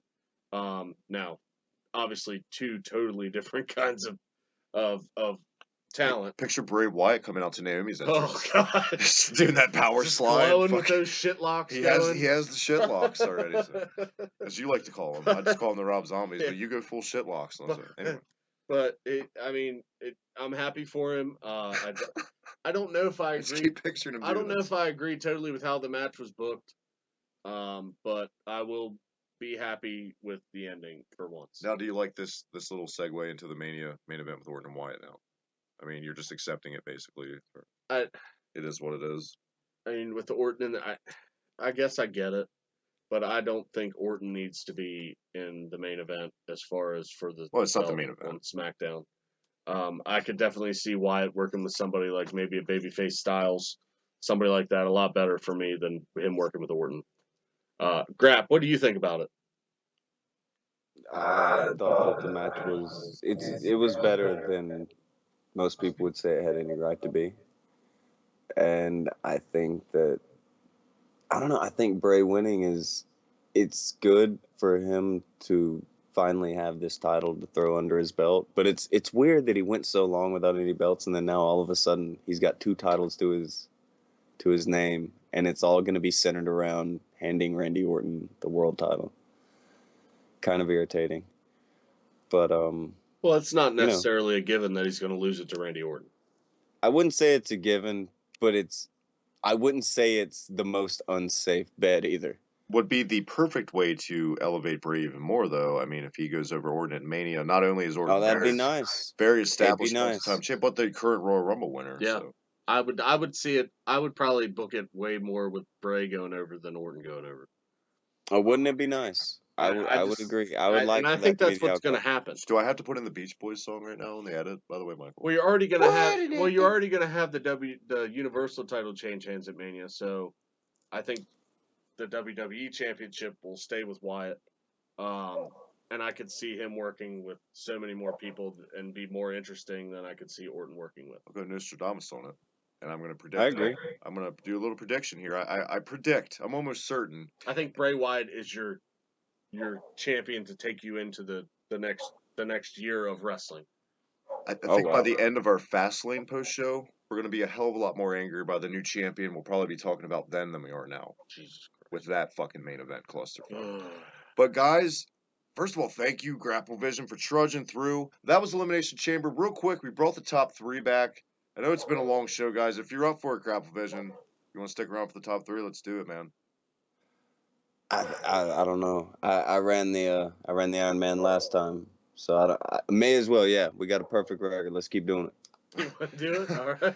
He was questioning himself, and last minute he decided to go.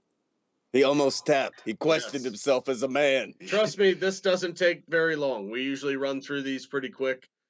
We do short little. Wait, and if you pull an Austin and you just pass out from the pain, it's totally understandable. Yeah, it's fine.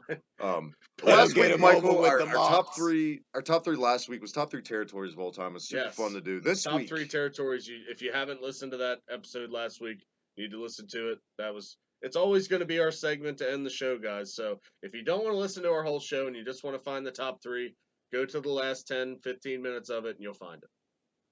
So, but yeah, this week, top 3 feuds of Oof. all time in the era of promotion, time in it's making wrestling. me salivate a little bit. I know it's a stacked question, and like I said, it's It's all about opinion. it's personal. Better be a good question. He just threw the whole rest of the show under the fucking bus for it. It all sucks. Listen to the last 5 minutes. Well, I know our shows kind of run long sometimes, and some people just listen to the show for certain parts. So I know I'm that way sometimes. I could listen to a certain show. We don't want those We fans, did have damn the it. audience question as well, didn't we? We did have an audience question. We will get to that. That's the round on the go. Okay, let's do the audience question. Oh fuck! What am I gonna do on the? No. Shit. We could do the audience question last. I'm gonna pass out to the pain here. Yeah. Top 3 feuds of all time. Michael, you want to take it first? My number 3 is going to be. Now I know this is very stereotypical for me, but it's got Bret Hart in it. And Bret Hart is my favorite of all time. Can If I you guess don't know that, your feud? no. Okay. My Fuck you too. God. if you haven't realized by now, I'm a huge Bret Hart fan. He was my guy growing up. He's definitely my favorite guy of all time. My soda smells like cologne. I just want to point. That's really weird. I just want to point that out. That's weird. But my number 3 is. I don't think I want any more soda. My number 3 is going to be Bret Hart and Stone Cold Steve Austin as my number 3 feud of all time. I felt like this was a transitioning period in the business where you finally got that badass heel that got over with the fans so much that they had to pull the flip-flop by the end of the feud. I feel like this was a very influential feud. They had one of the most memorable matches of all time at WrestleMania 13 with the submission match. Just so many little intricacies in this rivalry. It also helped Steve Austin blossom. Well, yeah, but I don't think it hurt Bret Hart's career at all. It turned him from a face to a heel, which I thought was very much needed at the time as well. Solid pick, Michael. That was my number 3. Grab. Who do you got at number 3? Your all-time top 3 favorite feuds. I don't know if I could throw them in any particular. No particular order. Just any 3 that you really love. Yeah. Yeah. My list is a lot more thrown together. I'm putting this together kind of on the flash. Ric Flair and Ricky Steamboat for sure. From any particular time and space. You steal one from me, Travis? They're Travis great. just gave me a face like you stole one from him. Maybe he did. Maybe he didn't. Maybe we'll have to stick around and find out.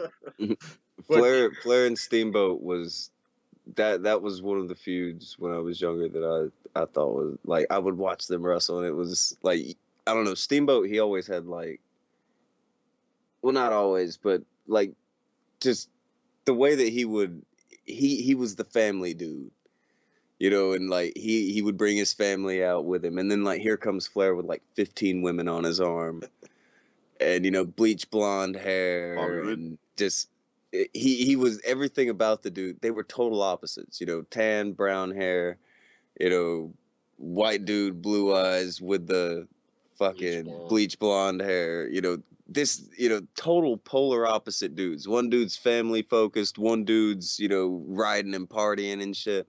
I mean, and Ricky Steamboat was the best good guy ever. Ric Flair probably the best bad guy ever. So definitely one of the best feuds ever when they got together. Number 2, did you say you disagree with me? Yes. That's brutal. I'm not afraid to, but I'm gonna disagree with you on both. To be honest, brutal. You're a terrible person. I don't think I haven't even got the second one out. I'm sorry. We're talking about them both. Fucking. No, I'm talking about when you're best good guy versus best bad guy ever. Okay. I don't think either one were the best good guy. I was gonna say, are you doing editing in your head on the show? Like you just timestamp mentally? He said that Ricky Steamboat was the best good guy ever, and I got you now. I disagree with both of those. Well, that's not why we're here. We could have that debate one day. Yes. But another feud, one of my favorites. I don't think solid pick. And mine aren't in any particular order either. So I'll just, you know, one of my all-time favorite feuds. Not that I remember it, like I didn't have access to it as a kid, but going back as like the historian fucking nerd I am, just the crowds and the atmosphere and how it was executed. In the beginning, by the end, it was just the blooms off the roses, they love to say. The Freebirds and the Von Erichs in World Class. I love that. One of the greatest feuds Great ever. feud. I mean, just go, guys, if you don't know and you don't go that far, just go back and check it out if you get the chance. It's worth it. Might be the only tag team feud you could ever put on a I top would, three. up until about 84, I want to say I would say up until the death of Until Von things Erich. got sad. Exactly. A good World one. Class is one of the best wrestling shows you can possibly watch until things get sad. Until it gets sad. Until They were on our You'll top know three when last to week. stop. They were It on our becomes top very three clear.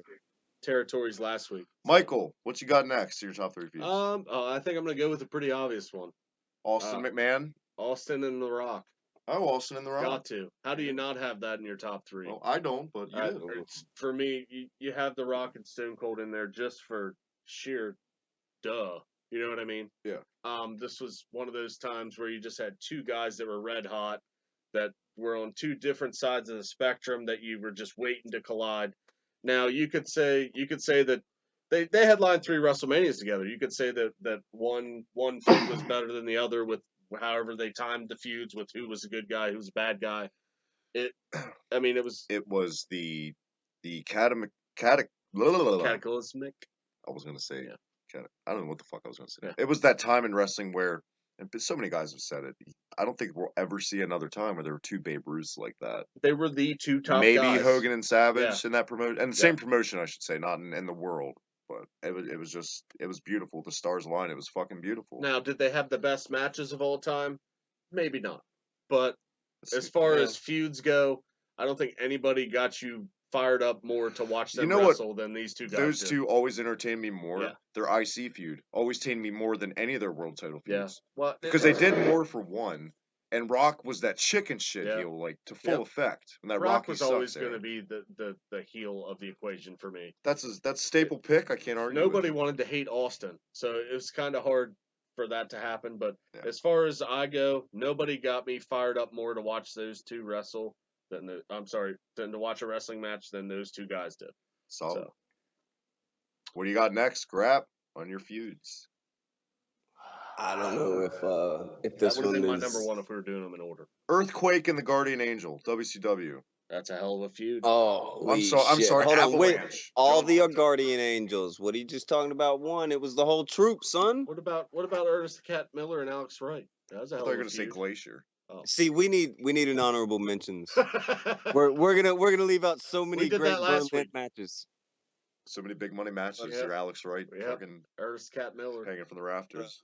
My number 2, and tell me if this one tickles you 2 cats' fancy here.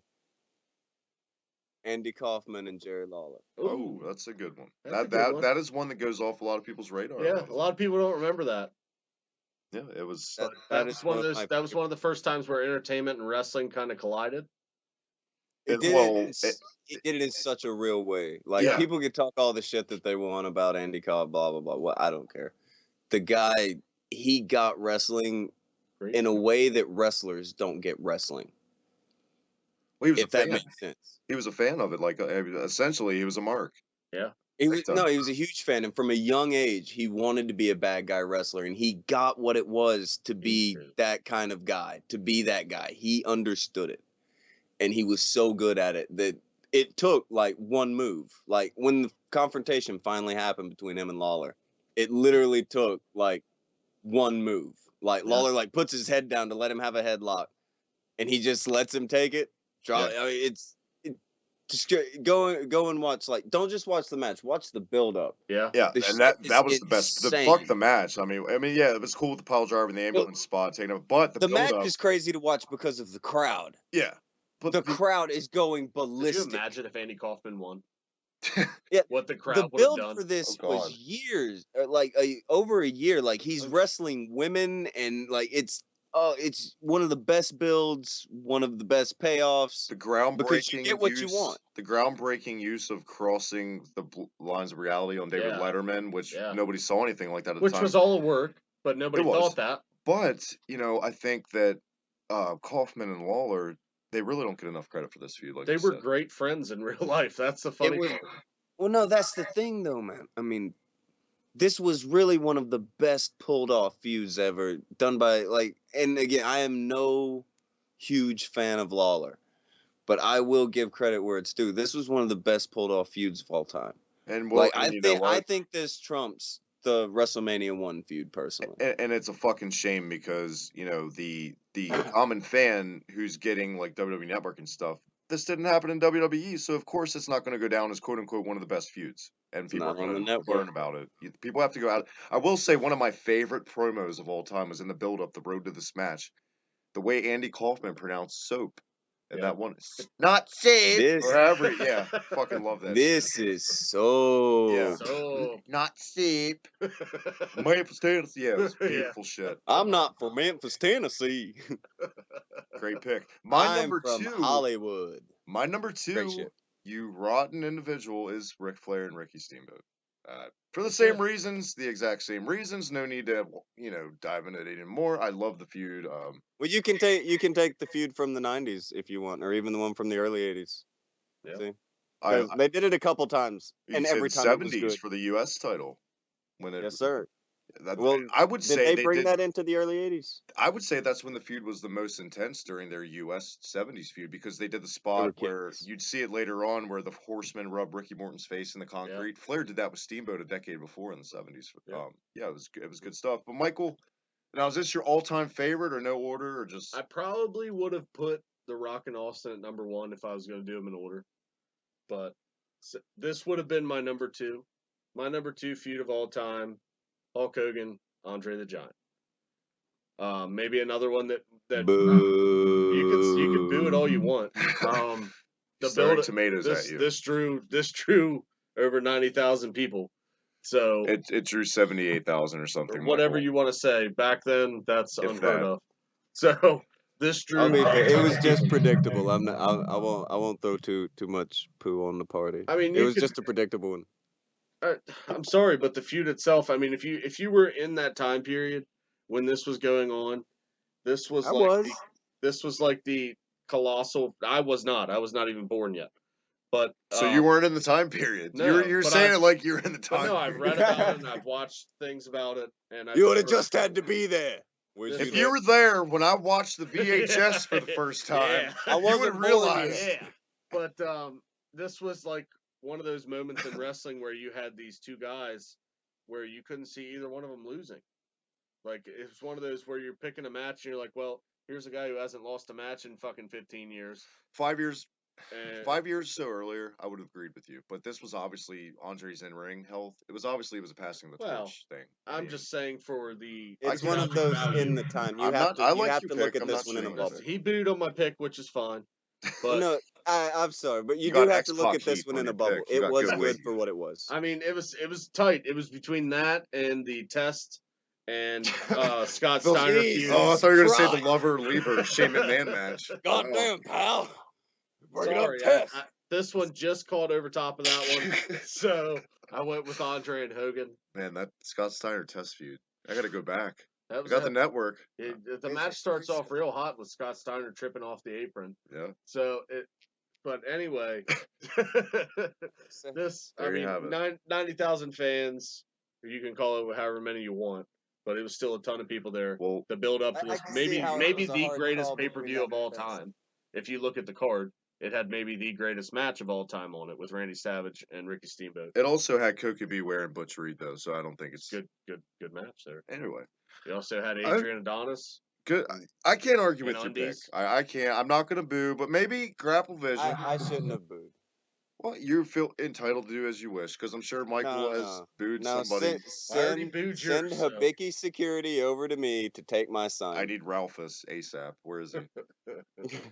Come take my sign. Well, let's see if GRAPPLEVISION gives you a chance to be Michael. Yeah. This What you got? isn't his all-time favorite. Mr. Creativity. No particular order. GRAPPLEVISION, what is your last favorite feud of all time?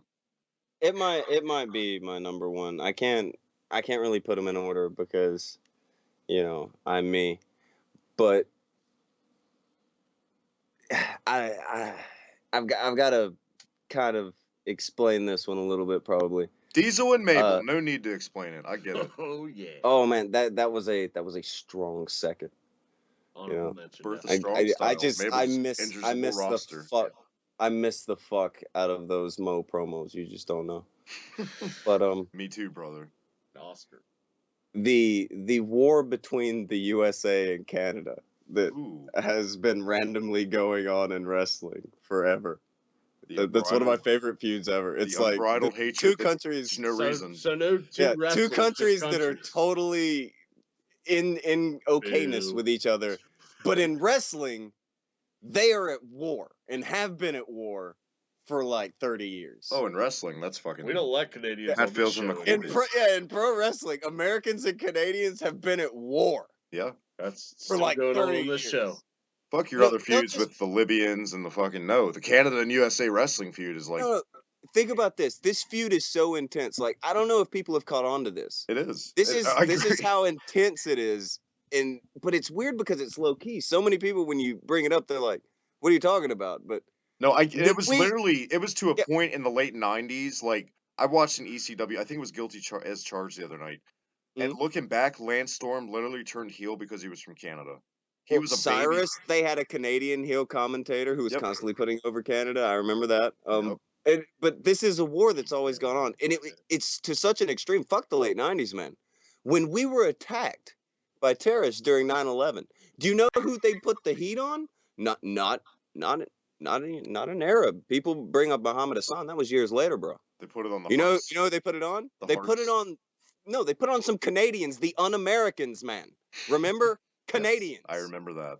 That was Canadians came out with upside down American flag Christian. T-shirts that said un-American on them. Try to forget that every day of my life. You had That was a Christian staple. in there. You had Lance. And But then they had that little team of Regal and Storm. Huh. Also, just they hated America and that was their gimmick. But they had Well- red undies. So they Well, were to be united. fair, Regal, at least Regal's not Canadian, so you can't necessarily tie that to the war. But then you have the heart against America. You have Team Canada Which has in always been the WCW. story. USA You can versus the world. always go to this feud in wrestling, and Yeah, wrestling fans instantly they're like, "Well, yeah," like they never question it Michael, because I don't know if it's that an was understood war. I don't know if that's intentional or not, but I mean, this even in their wrestling video games, WCW versus the world, they're subliminal. Fucking, I get it. Exactly. Yeah, this is it's this weird thing in wrestling where it's like Canadians, yeah, they hate Americans. Yep. Like you don't get that in any other facet of entertainment or life. And IRL, fucking Americans flock to Canada to fucking hang out because it's chill in Canada.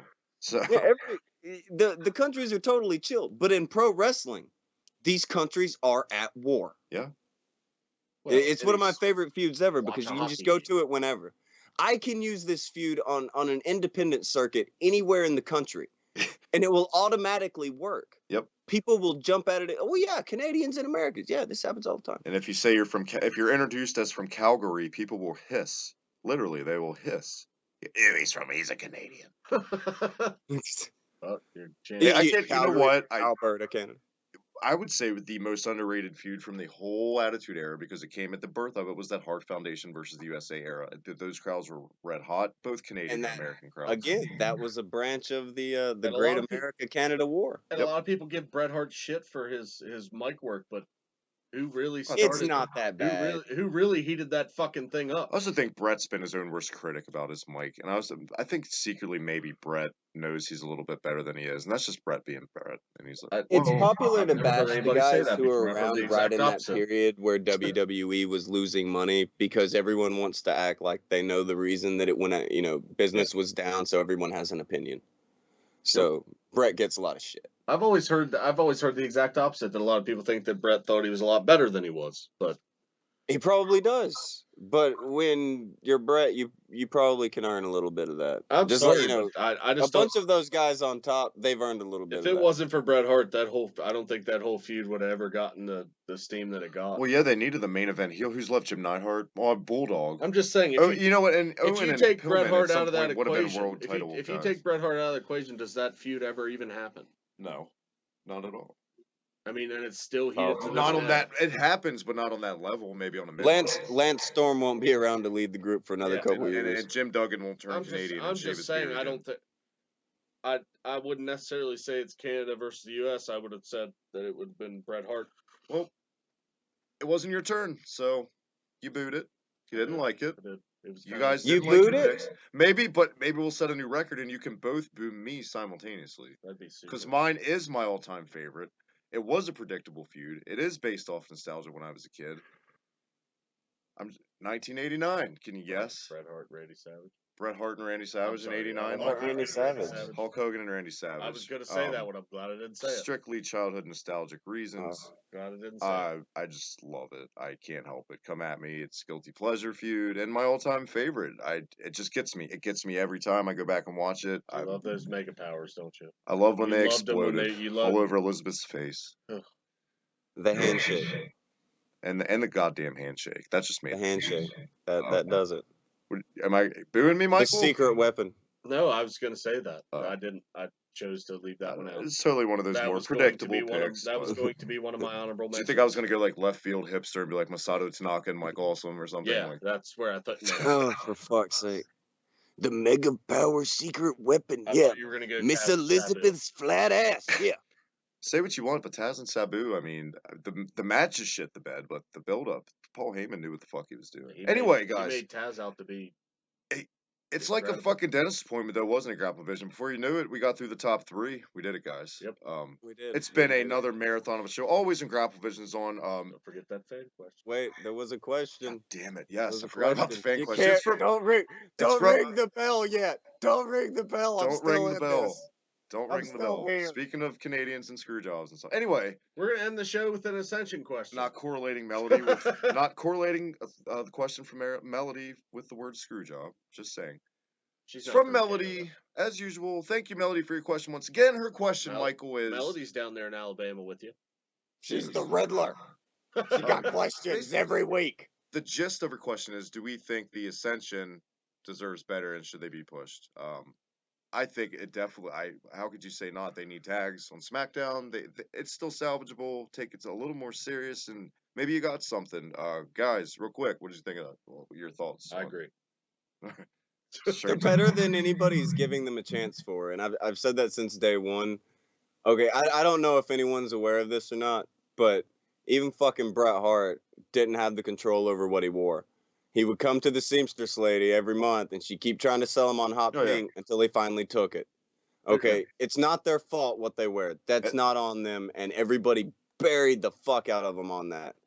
Connor isn't the best. Okay, I'll concede that right away. But Rick Victor is a good fuking worker. He's a really good wrestler. Yeah, he's another guy, another Canadian. He needs to start a war. Just get away from Connor and get on the war train. Christopher Daniels' brother. If Christopher Daniels had sex with Baron Corbin, you would get Victor from the Ascension. See, and that sucks because he brings up so many thoughts of other wrestlers because of the face paint. That's all. Because not the paint. I just think he looks legit like Christopher Daniels. I think that's always going to hold him back in a way a little bit for me. But you probably wouldn't have caught on to that until he had the paint that looked kind of like an onk on his eye. No, I've watched the Ascension plenty with no paint in NXT. Yeah. I just always thought that about him. When he first started, I don't know why he ditched that look. Like, I don't think the Ascension look does any favors for Victor. It really, really doesn't. I do like the new hood. I love that badass like Skyrim themed hood he rocked tonight. I thought it was pretty badass looking. Yeah, the gear is cool. I mean, like the haircut look. Yeah, like, I know that the beard. The Baron Corbin-ish hair. Yeah. Yeah, that hair is cool on Connor, but like Victor, he's kind of balding and shit. I don't know. I was mixing up my guys. Keep the ponytail, but ditch the face paint. Yeah. Well, or not face paint, but the facial hair. Like he has the same facial hair as his boy. He looks weird, but he's a really good wrestler, and I don't know. I think the Ascension could be so much better than they're given the chance to be because the fans have already decided that they don't dig it. So they've got to split them. And I hope that when they split them, they really do something that gives Victor a shot. I think Victor's one of the guys who's kind of left over from that old era who could do something in this new era. He's the right size. He has the right work speed, right work ethic. He could fit in with these guys. He could do something. Connor, I don't know. I'm not saying anything bad about the guy, but I'm not really interested in him so much. But they're a fine tag team. They're a fine big guy. Michael loves them. Hard worker tag team. Well, I think they're good as a tag team. I think the reason they're good is because of Victor. I disagree with you on one point to where you think that if they split, they're going to be better. I don't think that they're going to get a chance to split if they don't work. I don't think that If they they'll don't work definitely as a be tag better if team, they split. They'll be released. I don't think they'll get the opportunity to get a singles run. So With Rick Victor's story, I'm really hoping that they do give him a shot. Dude was living out of his car so that he could get this shot, and he has done nothing but try, and he is really good. He does try really hard, and he bumps his ass off. He wrestles.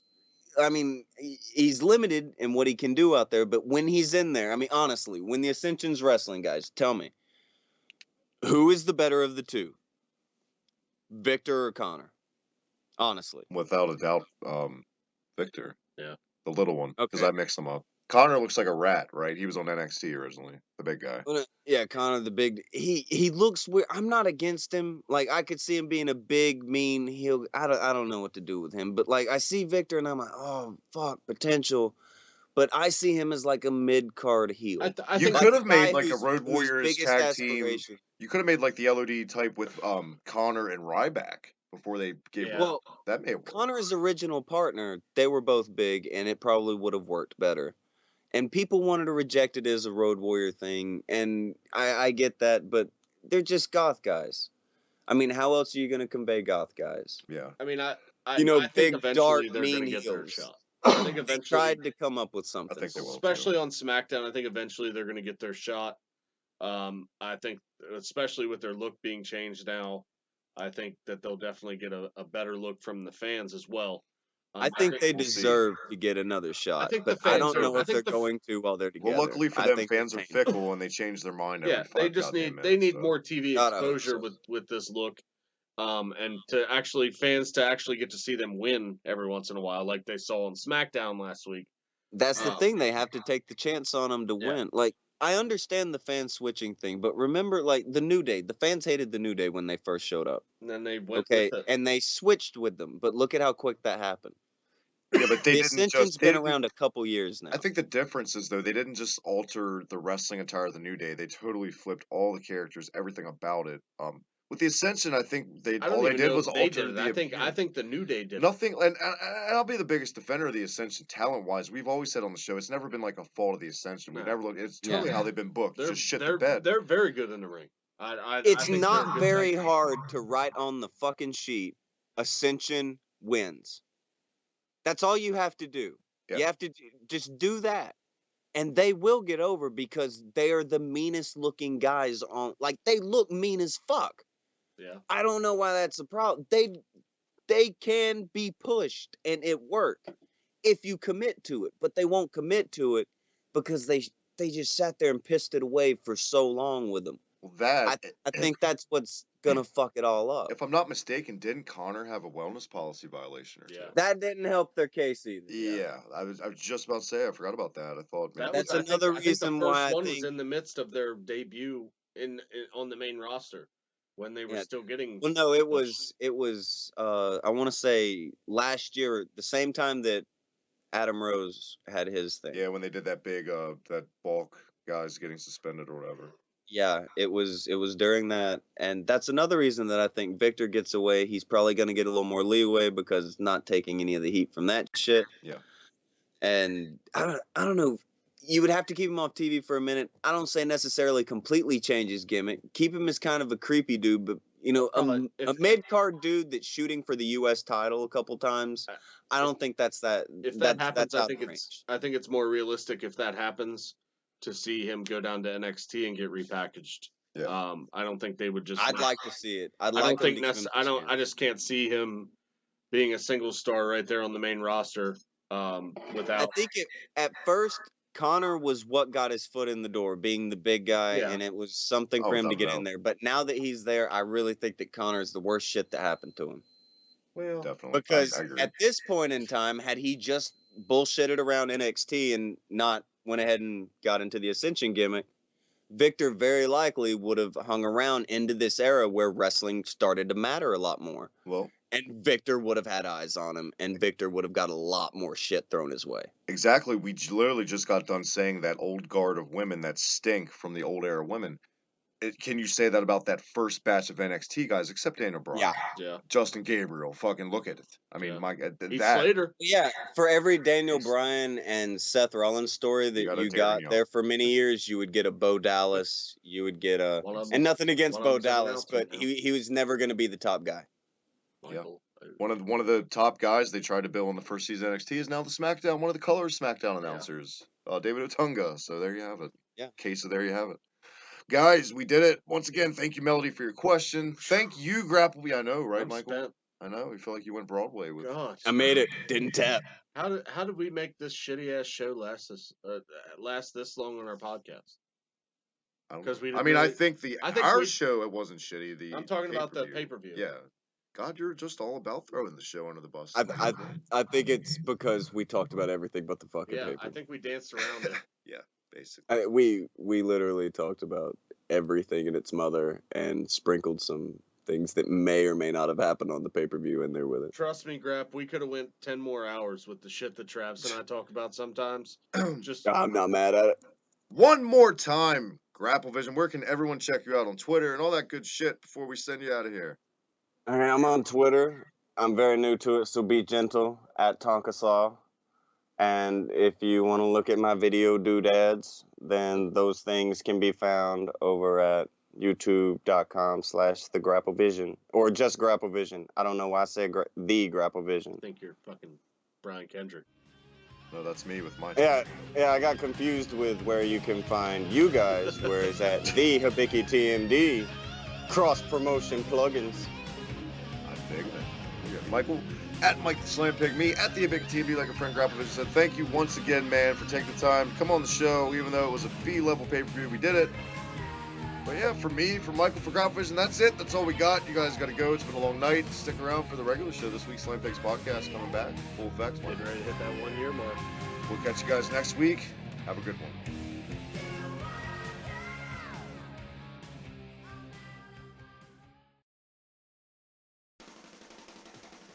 Hey, you dirty fucking pigs. Mike here from the Slam Pigs podcast, reminding you once again to check us out on Twitter, whether it be the Slam Pigs podcast, whether it be me at Mike the Slam Pig, or whether it be our sister show, The Reset Button. Check us out. Also, you can find us on Facebook at the Slam Pigs podcast or The Reset Button. And as always, make sure you check us out as a whole on Hibiki TMD. Until we see you next time, oink oink.